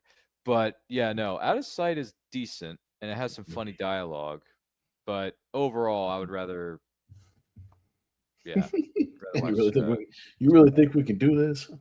and you really think we can do this? Is he s- We're is he going always se- to do is it. he is Dun he dun serious? dun dun Oh, dun. But I like how this movie though. I will say they don't like show them really prepping all the pieces of it. They just jump right into it. oh You yeah, know, that's right. Yeah, yeah, like you're they right. just like you just get to the Lang, heist. You know what I mean? Like they Langley. don't like some of the movies in the series will have the stuff where they're kind of playing around with some of the things, and some of them were literally like just they'll do it, and you assume they've already kind of worked out all the details. And it's Dun, just like dun, here's the dun, actual dun, heist. dun, dun, dun, So- dun, so- dun, dun, dun, dun, dun. Pick up alarm sector 3, 7, and 12. Yeah, that's what I've got too. What sector is the air conditioning on? 21, but there's no alarm in sector 21. Mhm. Now I got to get in there and shut it down. I'm sorry, but nobody gets into any sector where an alarm hasn't gone off. You want to blow the fire through this whole building? Look, no one goes to that, and it hasn't gone off. Wait a second. Yes, it has. It's So gone Ving off. Rhames is now hacking the system. You see, Yeah, he's the new hack the stuff guy. hack the system. Yeah. Yeah. Dun, dun, There he dun, goes. dun, dun, dun, dun, dun, dun, dun, dun. Can I get you anything? No, thank you. No, thank you. You want a cigarette? Oh no, thank you. Trying to cut down myself. Mm. Sorry. Oh gosh, For what purpose? For what purpose? he's recruiting for what purpose? Survival. All I want to do is do the Henry Czerny voice the whole Guy watch initiates. along. He's proactive. The question is, what does he want? What does he need to get it? And Barnes, what the hell is that noise? Fire alarm, Gene. Do we have to evacuate? evacuate. Ryan, you have to Sorry, I'm sorry. Do evacuate. we have to evacuate? sorry. No, Czerny's awesome, man. He's so great. Yeah, He's just got that. Yeah, I just want him to like narrate movies, What's the man. Because expression? I love the stuff when he's doing like when the end of Dead Yeah. Reckoning where he's doing just like the voiceover that kind of leads Oh, into the yeah. cliffhanger, and it's so awesome. Like he's the best. I can listen to that guy like read the Phone book. encyclopedia. yeah. Well, Back in 1927, Germany. Just hear him like narrate something silly. Be great. Hunt will be your point man. As Yeah. usual. Oh, so that's Where's the the other wig he guy? was wearing. That's the wig he was wearing, or the mask. Excuse me. Hey, I thought there were 3 of you. Where's the other guy? Huh. Zero body Krieger, count. 0 body count. Yeah.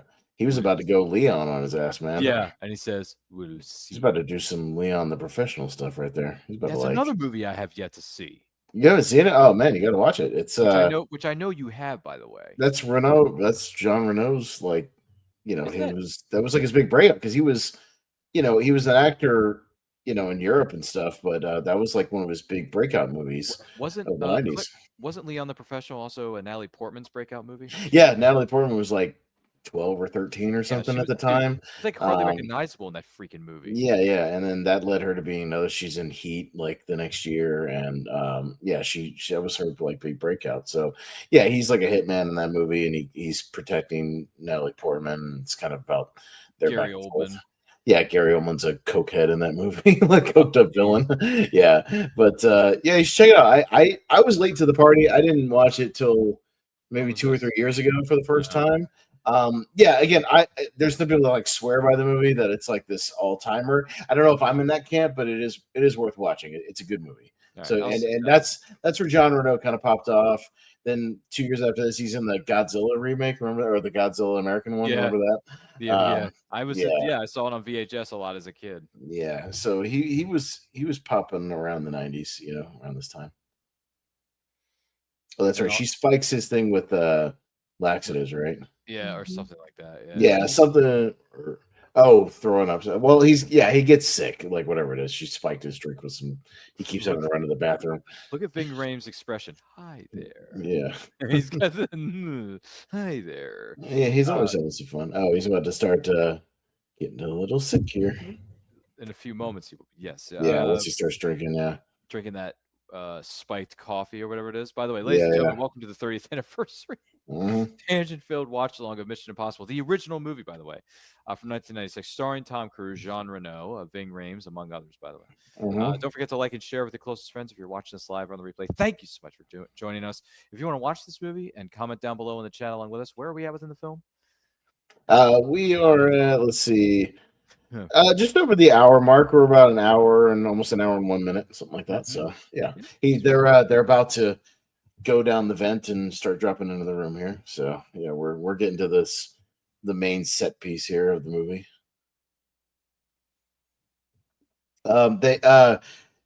Cruise also told a story to somebody on one of those red carpet things I was watching. A guy was asking about, this stunt from the original movie, because he's like, 30 years later, your memories of that stunt. And he was like, well, I do remember, how hard it was to plank your body and how he does, how to hold yourself out the way he does. It's like super hard, actually, to do that. It's like planking. And he said there would be some takes where De Palma and them would like be hanging him on the wire, and they already had the shot, but they would just leave him there for an extra minute or two, as Tom Cruise is like flailing and kind of struggling a little bit, just to like mess with him, and eventually they would just start laughing off screen. He'd be like, "We got it, Tom. I was just messing with you." So he remembers them like screwing around with him during this thing, but he did all his own stuff here, and it's harder than you might think. Yeah, to hold yourself steady like that, very, very difficult. But Tom is a beast. Even in '96 when they were shooting this, he probably insisted on doing all this stuff himself, I'm sure, and you can tell it's him. I mean, he's right there. Right there. But yeah, I like the fact that I think I remember in the theater during the sequence. How it's kind of like if you saw A Quiet Place, everybody in the theater was quiet, kind of along with the movie. I think it was a similar situation watching this, how they have to be quiet, and Tom has to be, and like even the theater was quiet, kind of. Seeing how this played out. Because the tension was so high. The tension, yeah. The tension on a wire, too. John's having to hang on to that damn wire. By the way, Palmetto says, what? Yeah, there's some crazy stories about how they filmed this sequence / this movie, Palmetto. Yeah. Somebody's coming.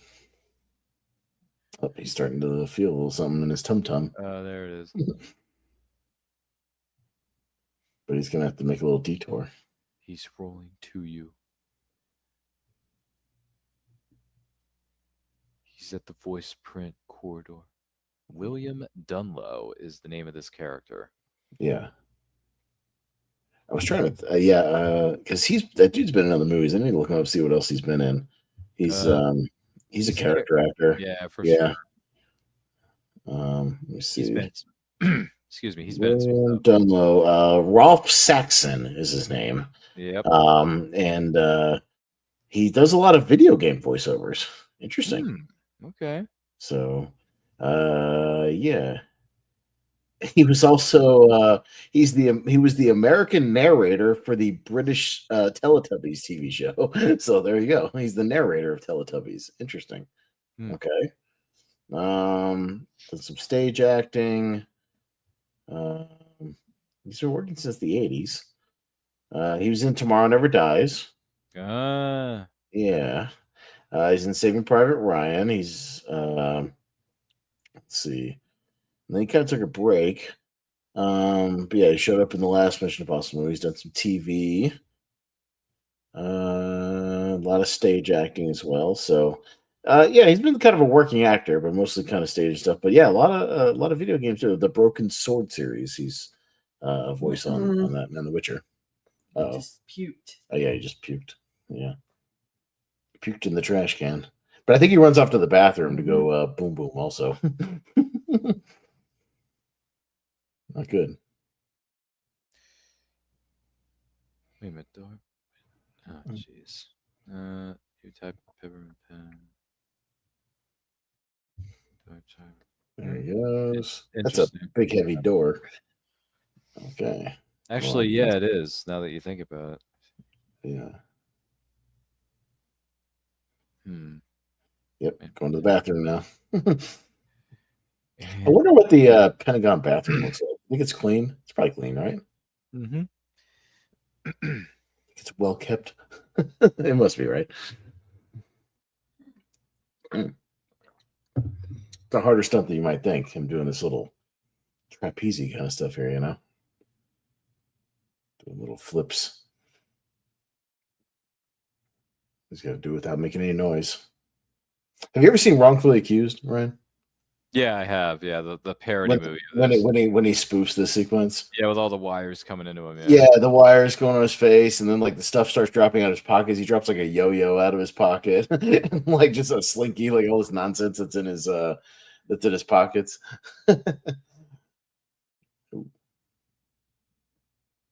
What's the temperature? Can it get above? Can it not get above 73? 72 and a half.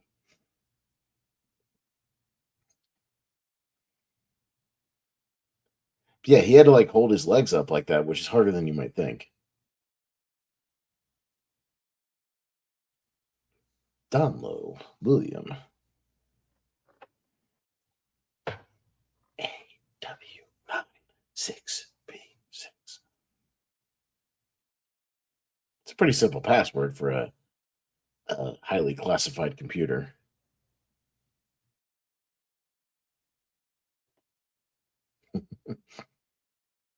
Oh, what's the problem?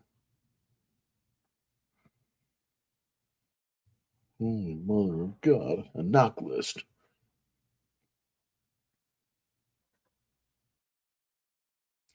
Uh-oh, Renault's having some problems here.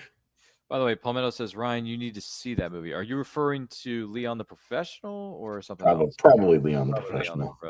Yeah. Oh, there's a rat in the system. Never mind. I was going to say something stupid. I'm not going to say it now. No, I'm not. I'm trying to think of the movie.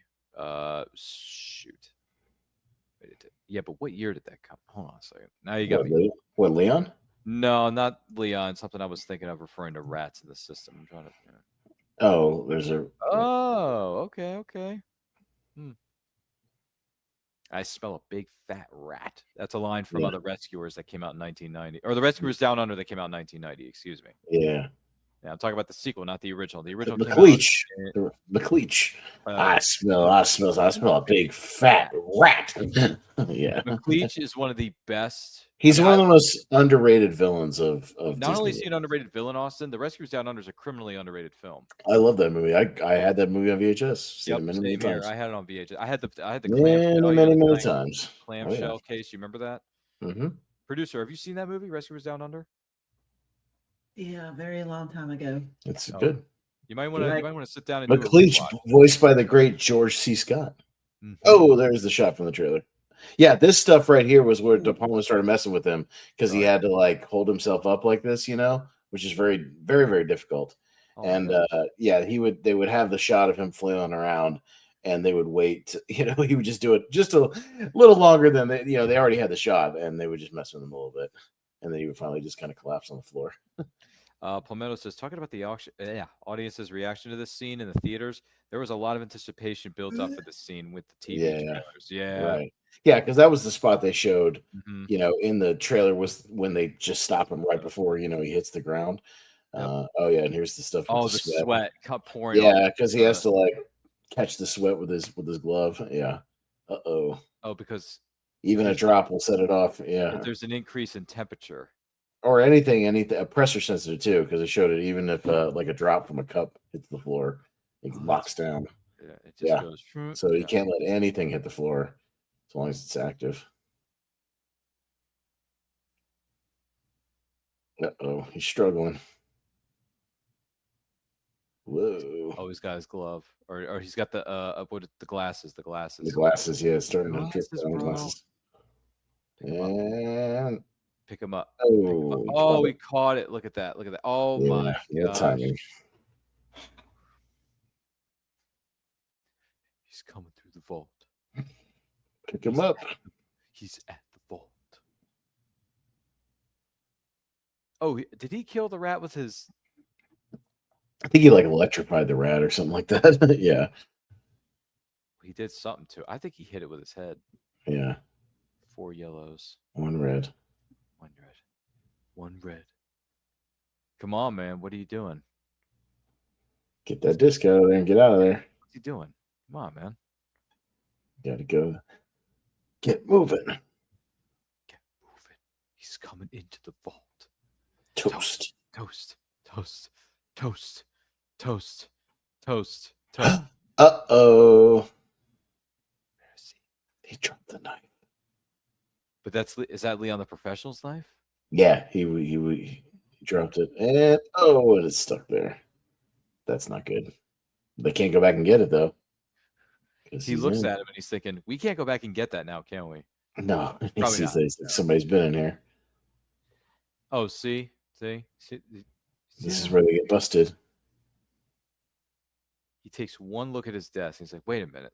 There wasn't a knife when I was in here 5 minutes ago. 5 minutes ago. Nope. No. Yeah. Look at him. He takes this. Then he looks up and that's gone though. They're gone. Yeah, but there's nothing there. The laser net is still there though. Yeah, they reactivated the laser net. Yeah. Oh. Keystroke. Oh, well, he was gone. Somebody's broken in. Yeah, as he sees there's keystroke. Set the alarm. Alarm. They got to do the smoke so they can walk out with the fire department, see? Oh, shoot. You're right. Yeah. It's for you. It's for you. Kittredge. And then they slip out with the fire department, right? Look at that. Look at that. See? And slip out the back door in the fire truck.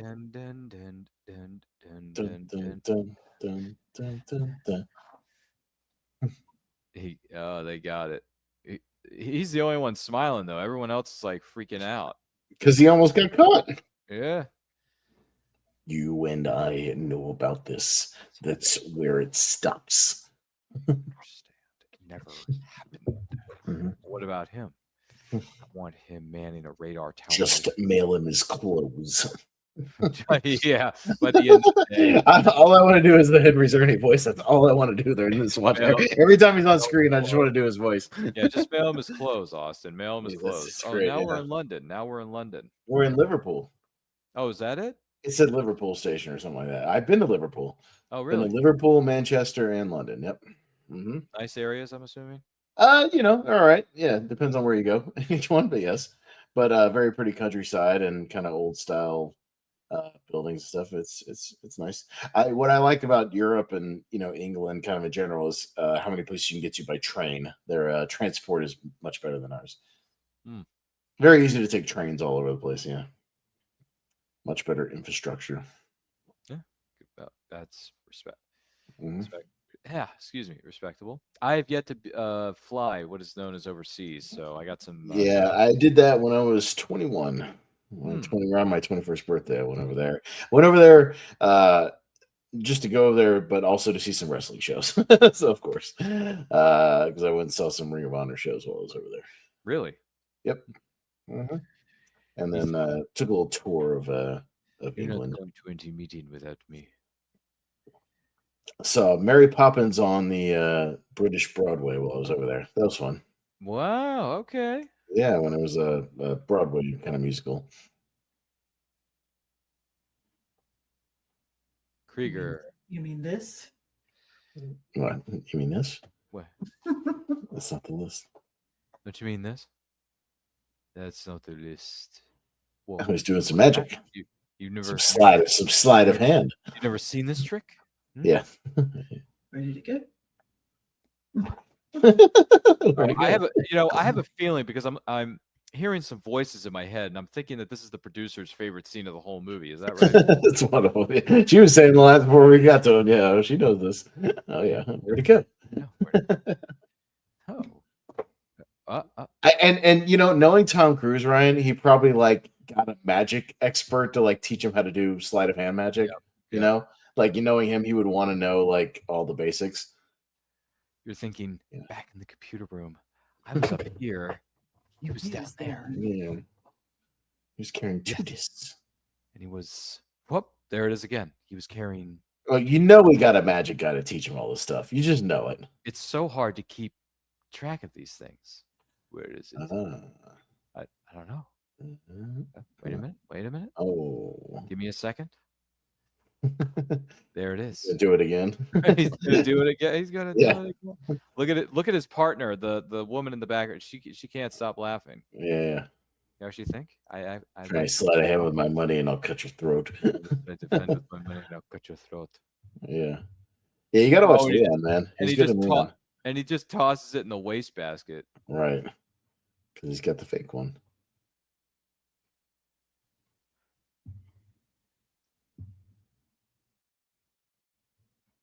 Oh, but wait a minute. I think more dots are about to be connected with that Bible he's looking at. Right. Placed by the Gideons of the Drake Hotel in Drake Chicago. Hotel, Chicago. You're on one of your Plaza reading assignments again? Drake Hotel, Chicago. Ooh, see, that's what John Voight said. Hey, John Voight. It's John Voight. I'm so sorry. Some dots are being connected here, producer. Yeah. Pedro was my car.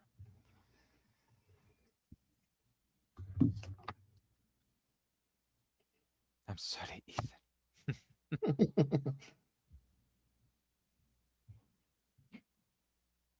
We did what we had to do. I'm going to try and get some sleep now. I think you should do the same.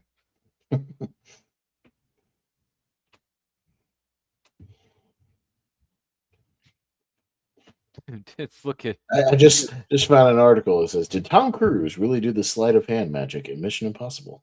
What is it? I think I was looking it up. Okay, what does it say?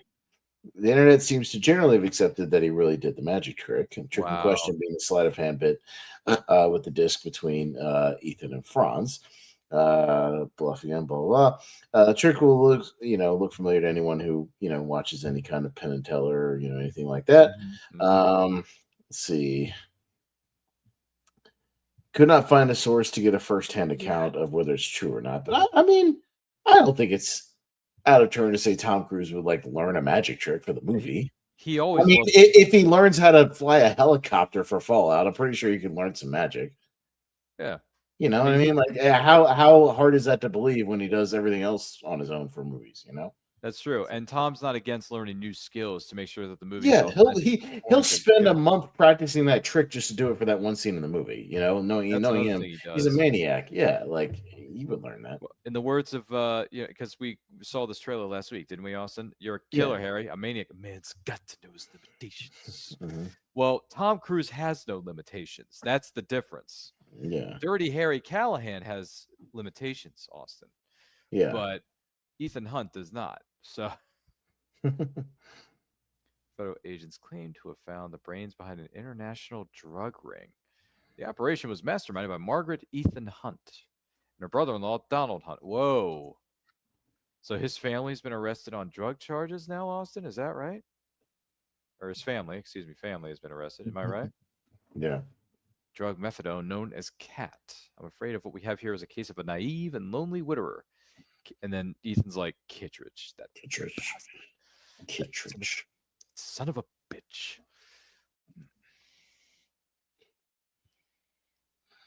Without access chemicals, how much damage are we looking at? He ties us in with access chemicals. We're dead and buried. We should move immediately. I say we break into the place, trash the office. Oh, he might actually be in. Yeah.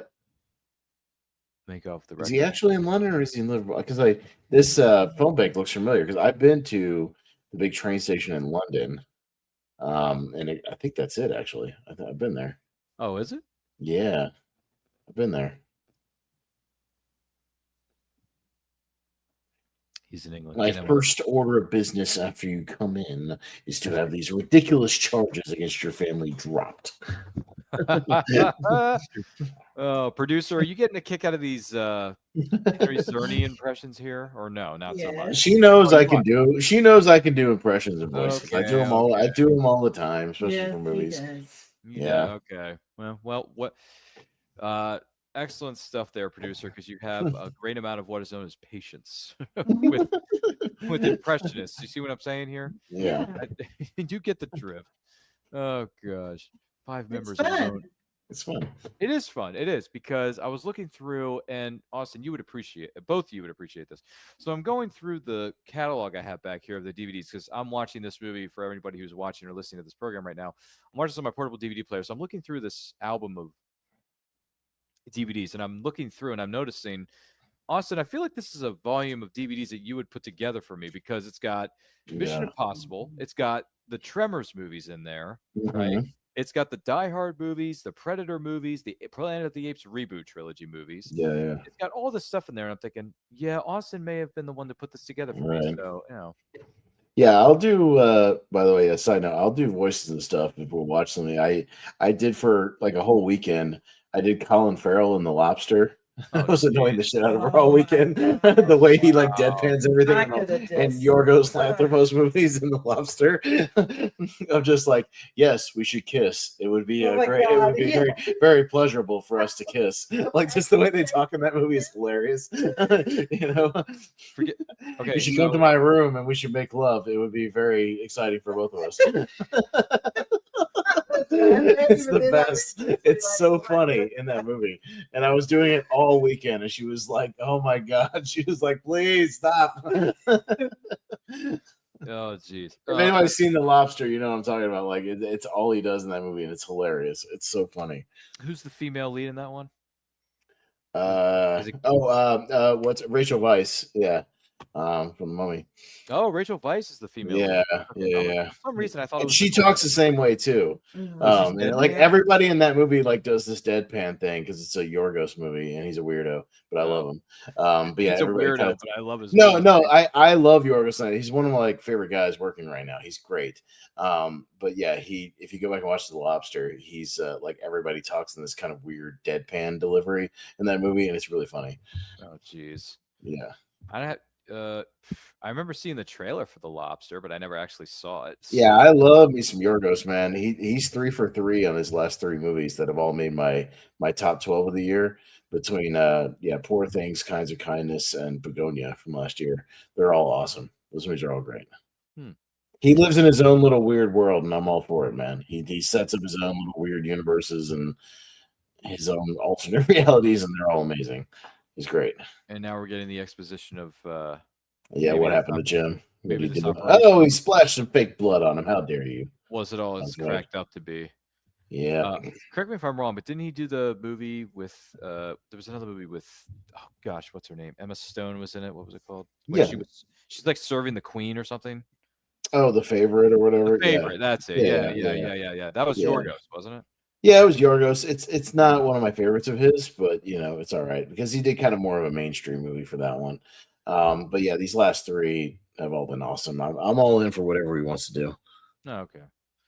Because I saw The Favorite. Did I? Now I'm trying to remember. Did I see this in no?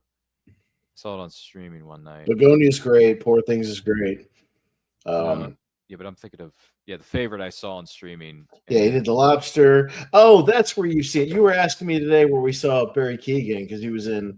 We were watching Crime 101 today. Yeah, and he was in The Killing of a Sacred Deer. He was the weirdo, like making everybody sick and shit. Remember in that movie? Okay. Like that's what we watched him in recently. That he's like really young in that movie. Yeah. I think I remember now. Oh, okay. Nice. Some fun facts are being introduced here. Barry Keoghan is the guy who played the Joker in the post-credit scene for the Batman, setting up him in that universe. Really? Yeah. Okay. That little quick scene in Arkham Asylum in the post-credits. Oh yeah, when he's talking to the talking to him through the door. Yeah. Through the door. Barry Keoghan is the guy playing the Joker in that scene, so we'll see if he pops up again. As the Joker in the Batman 2. Yeah. Which, by the way, are Batman 2 ever going to come out? I freaking hope so because they're waiting way too long. Apparently they're shooting it like right now, or they're about to shoot it or something. They've been the script has been in kind of development hell for a while.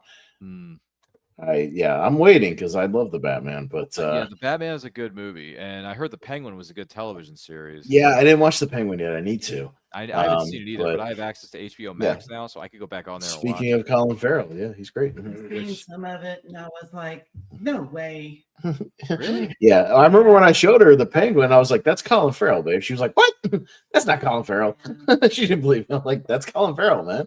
That's him." It is. He went all out for that role by wearing the fat suit, and the prosthetic. That ain't got nothing to do with me. I didn't do it. Oh, come on! I ain't no rat. Ah, now come on! He's the best. No, it's good. It's good. I haven't seen the Batman in a while. Not the only one that knows the difference between L and La. So during this flashback sequence we just saw between Ethan and Jim here, or Phelps, Ethan's putting the pieces together, but Jim thinks he's still got the upper hand. Right. So, which I think is pretty cool, that the fact that they discover, okay, 3/4 of the way into this movie, we're figuring out, okay, the operation was a setup.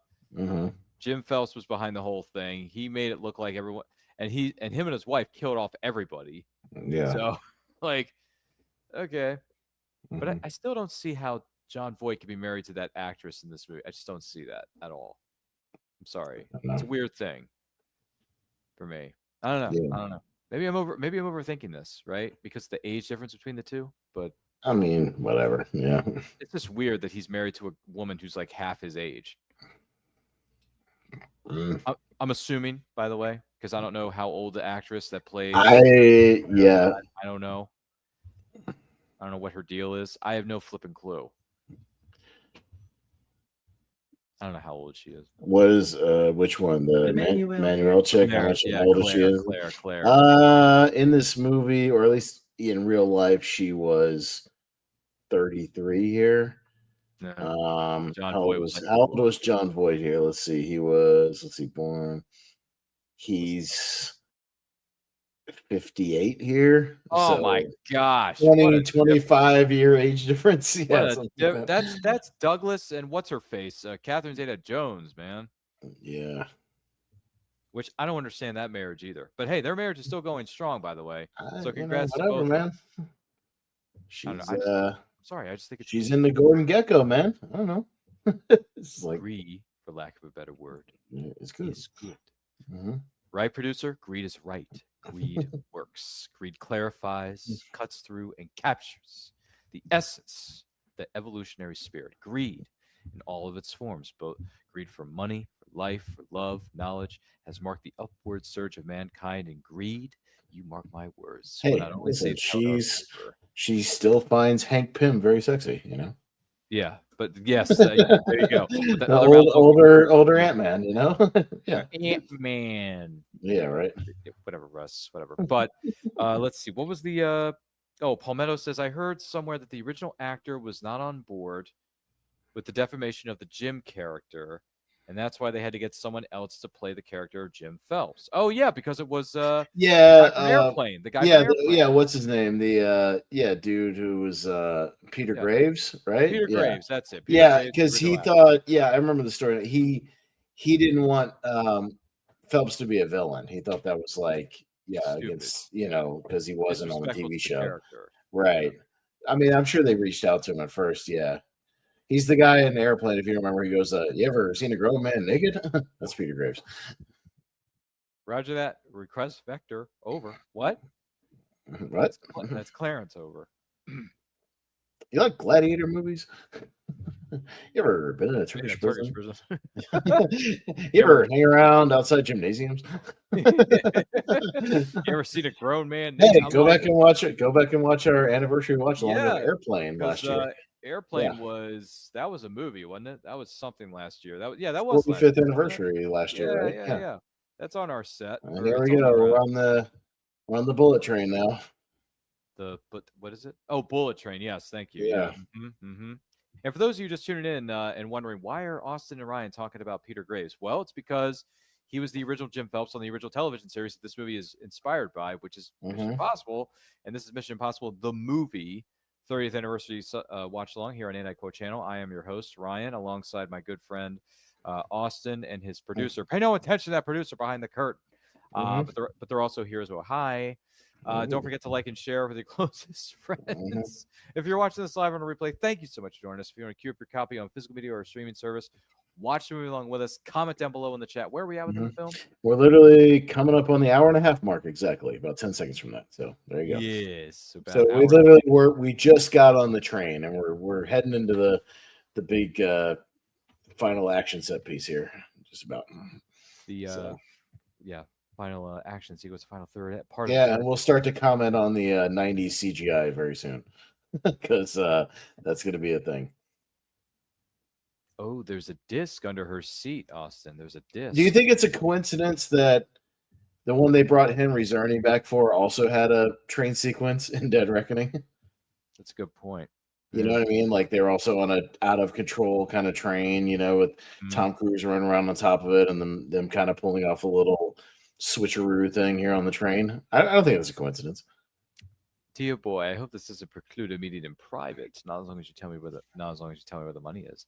The mere possibility is worth 10 million. Baggage car, rack 3. So and isn't one of the characters in Dead Reckoning like her daughter or something? Like, don't they do like a callback to something like that? I'm not sure. Like in this sequence, there's like a little girl, and the little girl is like a grown-up character in Dead Reckoning. Right? Yeah. Something like that. I'm not 100% sure because to tell you the honest, because they do like a flash thing, like they flash back to the first movie. Yeah. And it's like the little girl growing up or whatever. I forget which character it is though, but that's a thing. Interesting. And this is the sad thing of reality. Look at that 96 cell phone right there, baby. Yeah.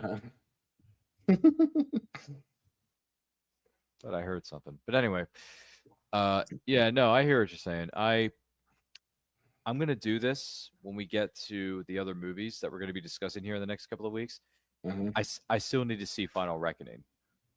Okay, yeah, you need to watch Final Reckoning because look, I will say this about Final Reckoning. It's good. It's not going to be one of my favorites of the series, but because the first act is really clunky. The first act, they're trying to cram in all this, like these flashbacks, and they're trying to connect all the characters from the previous movies and do all this. So the editing's a little clunky for like the first act, but once you get to about 45 minutes in and the movie kind of settles down a little bit, it gets way better. So, and there's just a lot of characters in the movie. There's probably too many characters in the movie, especially in the there's all these people in this this like government thing where they're bickering over like what to do or whatever, and there's way too many characters in that scene that don't need to be there. You could have consolidated a few of them into like a few less characters. Oh, I see your point. They had like Nick Offerman, and he doesn't really have anything to do. Like you could have just easily had one of the other previous characters just do what he does in the movie, basically. Yeah, that's interesting. Palmetto says, "Stewardess, I speak jive." That's a callback to that's Airplane, fellas. Yeah, that's Airplane. That's not Mission Impossible. I'm sorry. No. Barnes. Cut me some slack, Jack. Baby, don't raise me like a rat. Sorry. Chom don't want no help. Chom don't get no help. And the funny thing is, they made up all that language on the fly, which is insane. Yeah. So it wasn't a good portion of that movie. Wasn't like 2/3 of it improv? Not completely, but a few of those sequences were improv. Yeah, a little bit. Definitely improv. Yeah.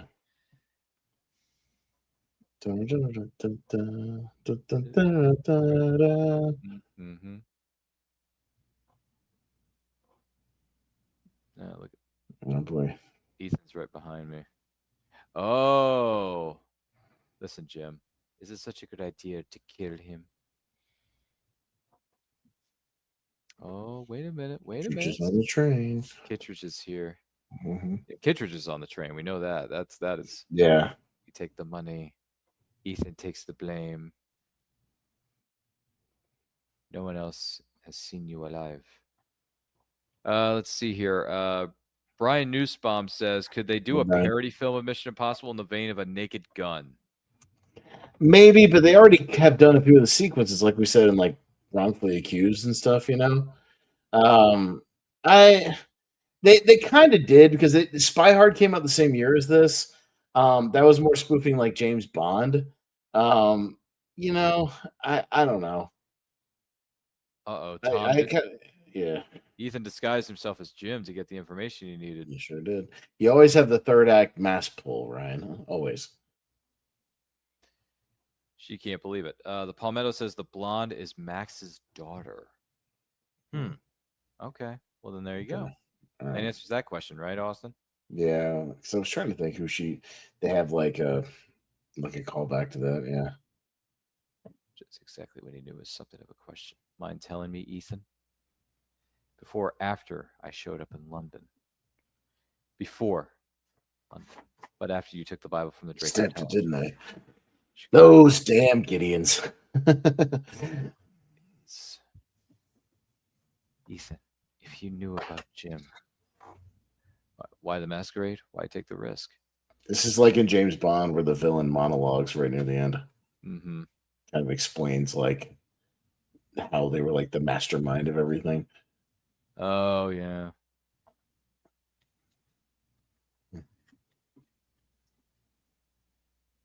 Ew. That was having tasted the goods. Ew. Jeez. That's kind of a gross line when you think about it.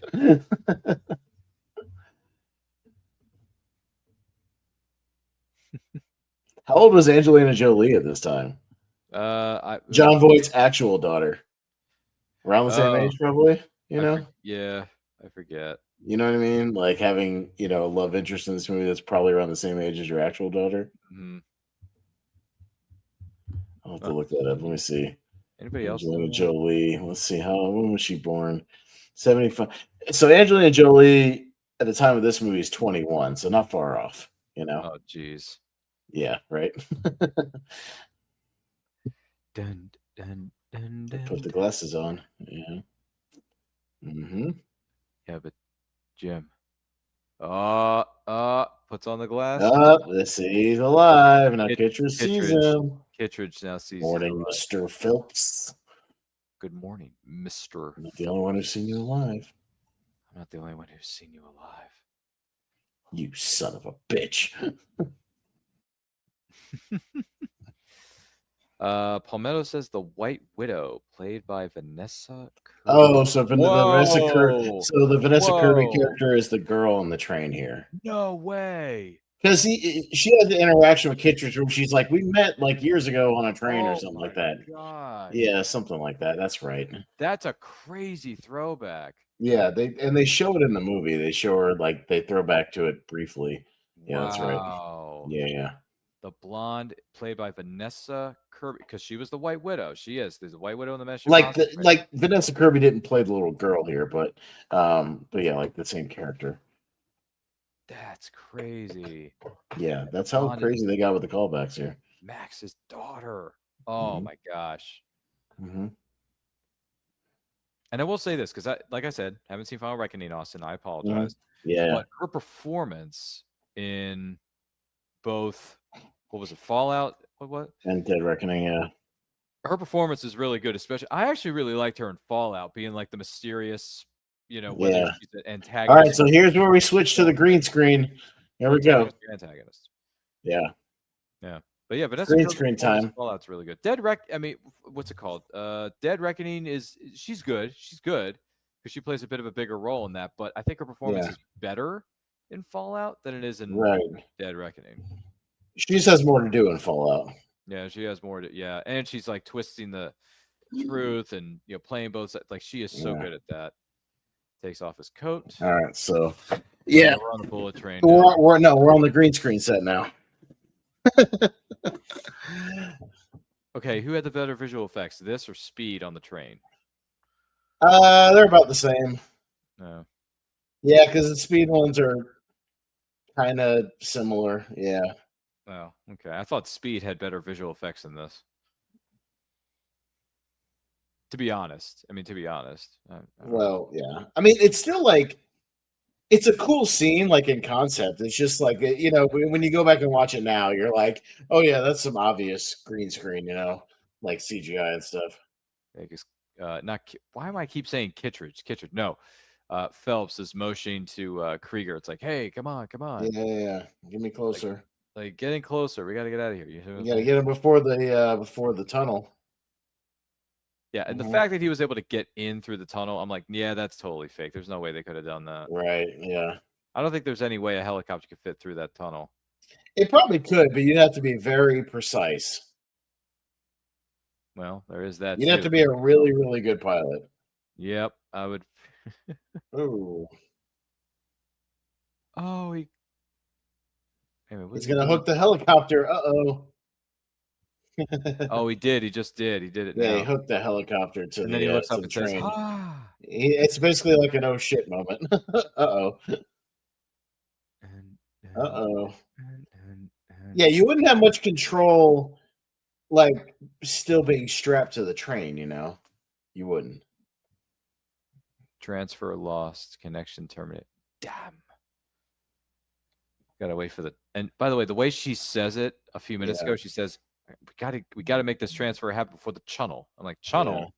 Channel? It's called a tunnel, not a channel. No, this is the channel, the famous channel.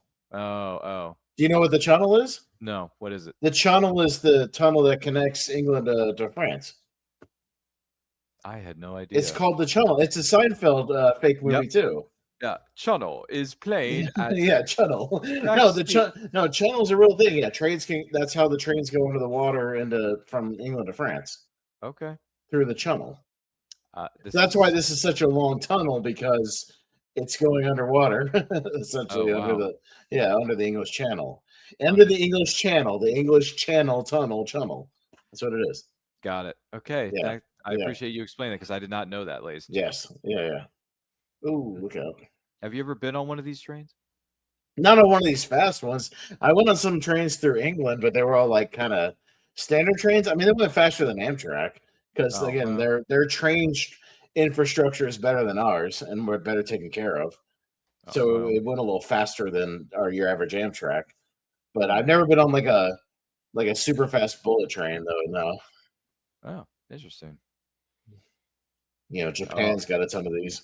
Oh yeah, Japan. Oh my gosh. Well, as they said in the movie, Back to the Future Part 3. What do you mean, Doc? All the best stuff is made in Japan. Yeah, Japan has ones that go like 200 miles an hour. They're crazy. Oh, they go 200 miles an hour on those trains? Yeah, they go really fast. Yeah. You know what? Look out! I was gonna say I'm gonna look up some footage of that. Oh yeah, it's crazy. You can see people standing on at these stations or by these bridges when they go by. It's insane. They fly right by. It's nuts. Yeah. I'm going to have to take a look at the footage of this on YouTube.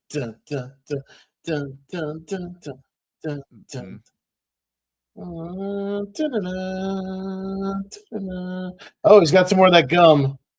Red light. And then he says, green light. Red light. Green light. Uh-oh. And this is also one of the famous shots from the trailer. The flying shot right there. Flying towards the windshield. Oh yeah, now I see it. Yeah. See what I'm talking about? Yeah. Ooh, John Voight got trampled on that. Yeah, he got squashed on the helicopter. Yeah. Yeah, and then what's his name? Krieger just exploded, I think. Yeah, and then Tom Cruise is about to get that blade right near his neck. Yeah. So Oh close. my gosh, that was Yeah, like 2 inches from his neck, and then of course you got to put the punchline on it with the train conductor. the train conductor. Of Like, course. he passes out. Yeah. Like, we can't just be sitting around, okay? We need. I think this is what you're looking for.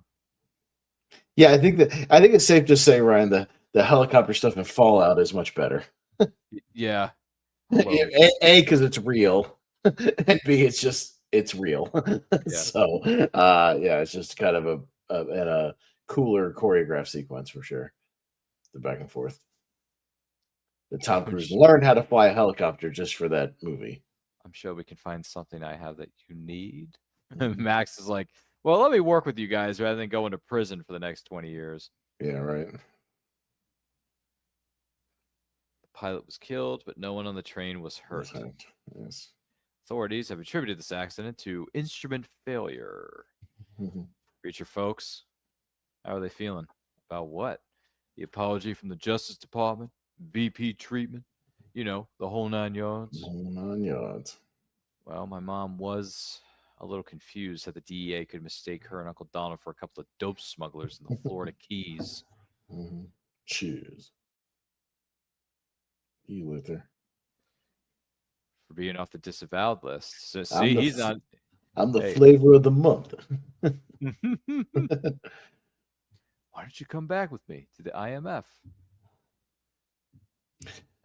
In the 5th, your ass goes down. Repeat it back to me. In the 5th, my ass goes down. Sorry, just doing a little Pulp Fiction. No, it's good. It's a good movie. It's a good movie. It's a good movie. It is. You coming back with me? Man, I don't know. I'm going to miss being disreputable. Well, Luther, if it makes you feel any better, I'll always think of you that way. Luther, one of the only other guys to be in almost every movie. Almost every single movie. He's not in MI3 next week, unfortunately. No. He's in MI3. Is he? Yeah.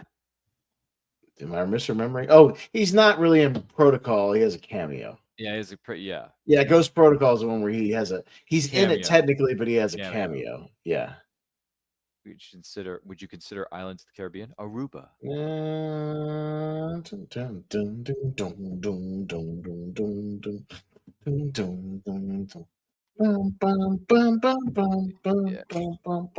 Producer, are you getting tired of this? No, I'm just kidding.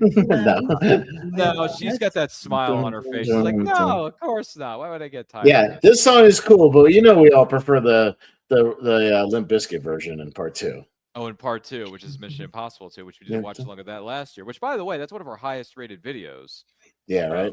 Believe it or not, if you go back, Austin, look at the numbers. I dare you, and feel free to add it to your Movie Hero Network playlist. Yeah, sorry, just cut this off for a second because producer needs to run away from the camera for a minute. So that's okay. That's fine. It's all good. No, it's all right.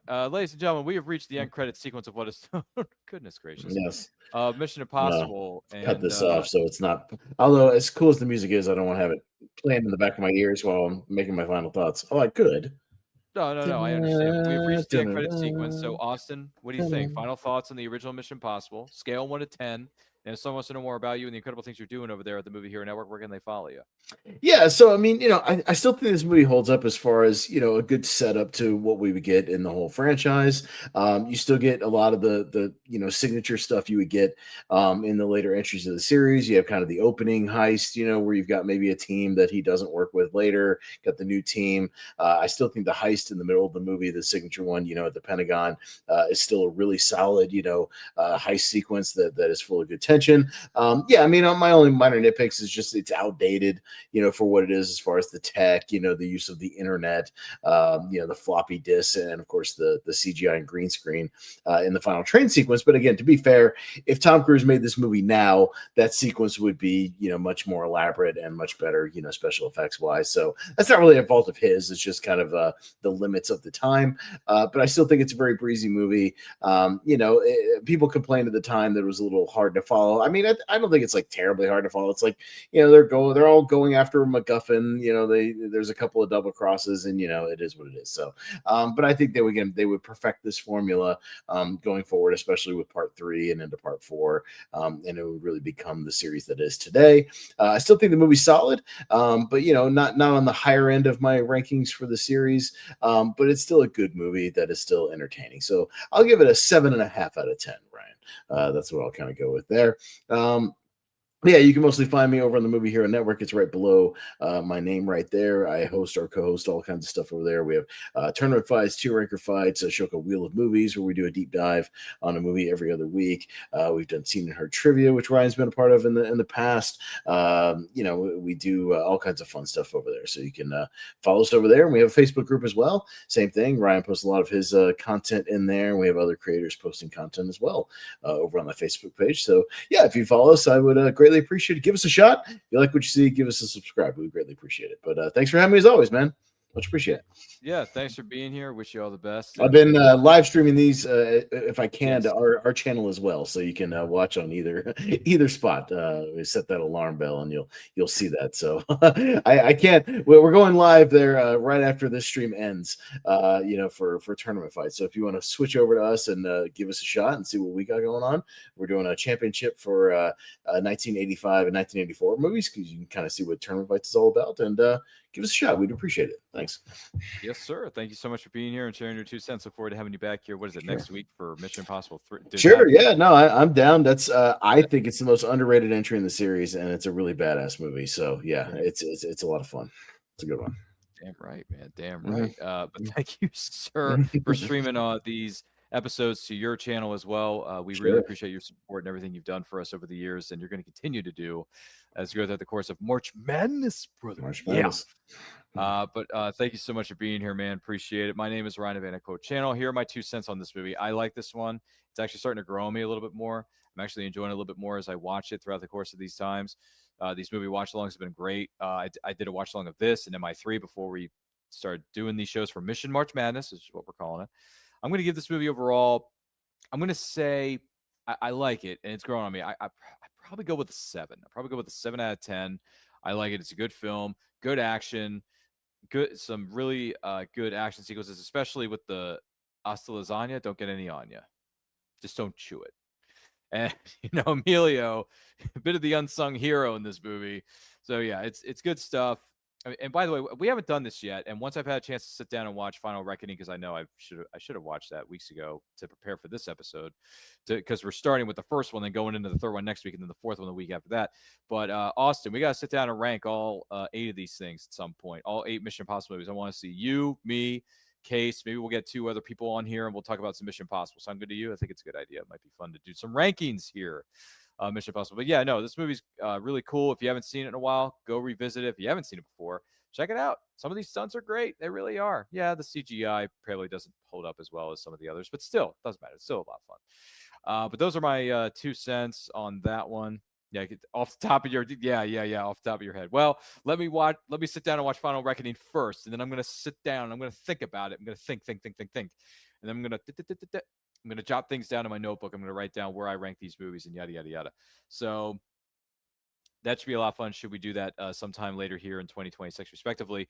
But yeah, that's going to do it for this episode of Movie Watch Along. Join us next week when we're going to be doing 20th anniversary celebration watch along of Mission Impossible 3. And then on March the 20th, which is another Friday, we're going to be celebrating the 15-year anniversary of Mission Impossible Ghost Protocol, the 4th installment of the franchise. Yeah, we're calling it Mission March Madness. Yeah.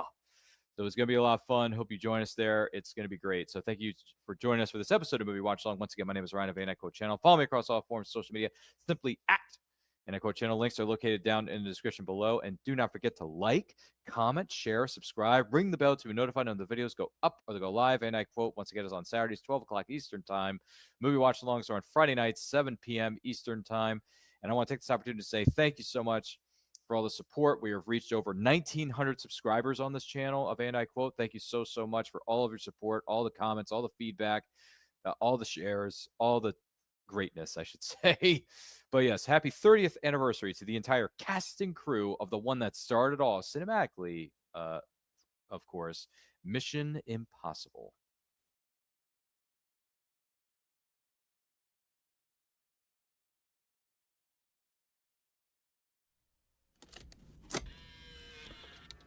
Good morning, Mr. Phelps. This is your mission should you choose to accept it. Should you or any member of your IM force be caught or killed, the Secretary will disavow all knowledge of your actions. Ethan Hunt will be your point man as usual. Good luck, Jim.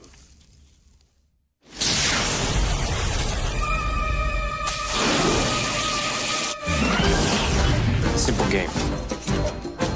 Is he serious? Always. It's much worse than you think. We're being ambushed. Abort, that's an order.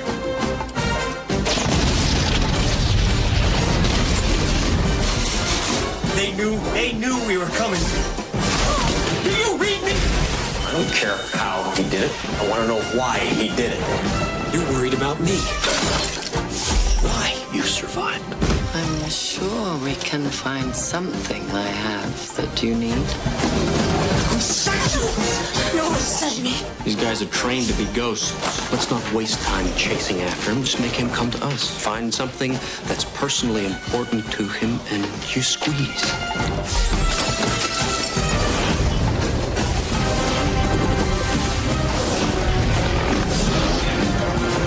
This whole operation was a decoy. I can understand you're very upset. You've never seen me very upset. This tape will self-destruct in 5 seconds.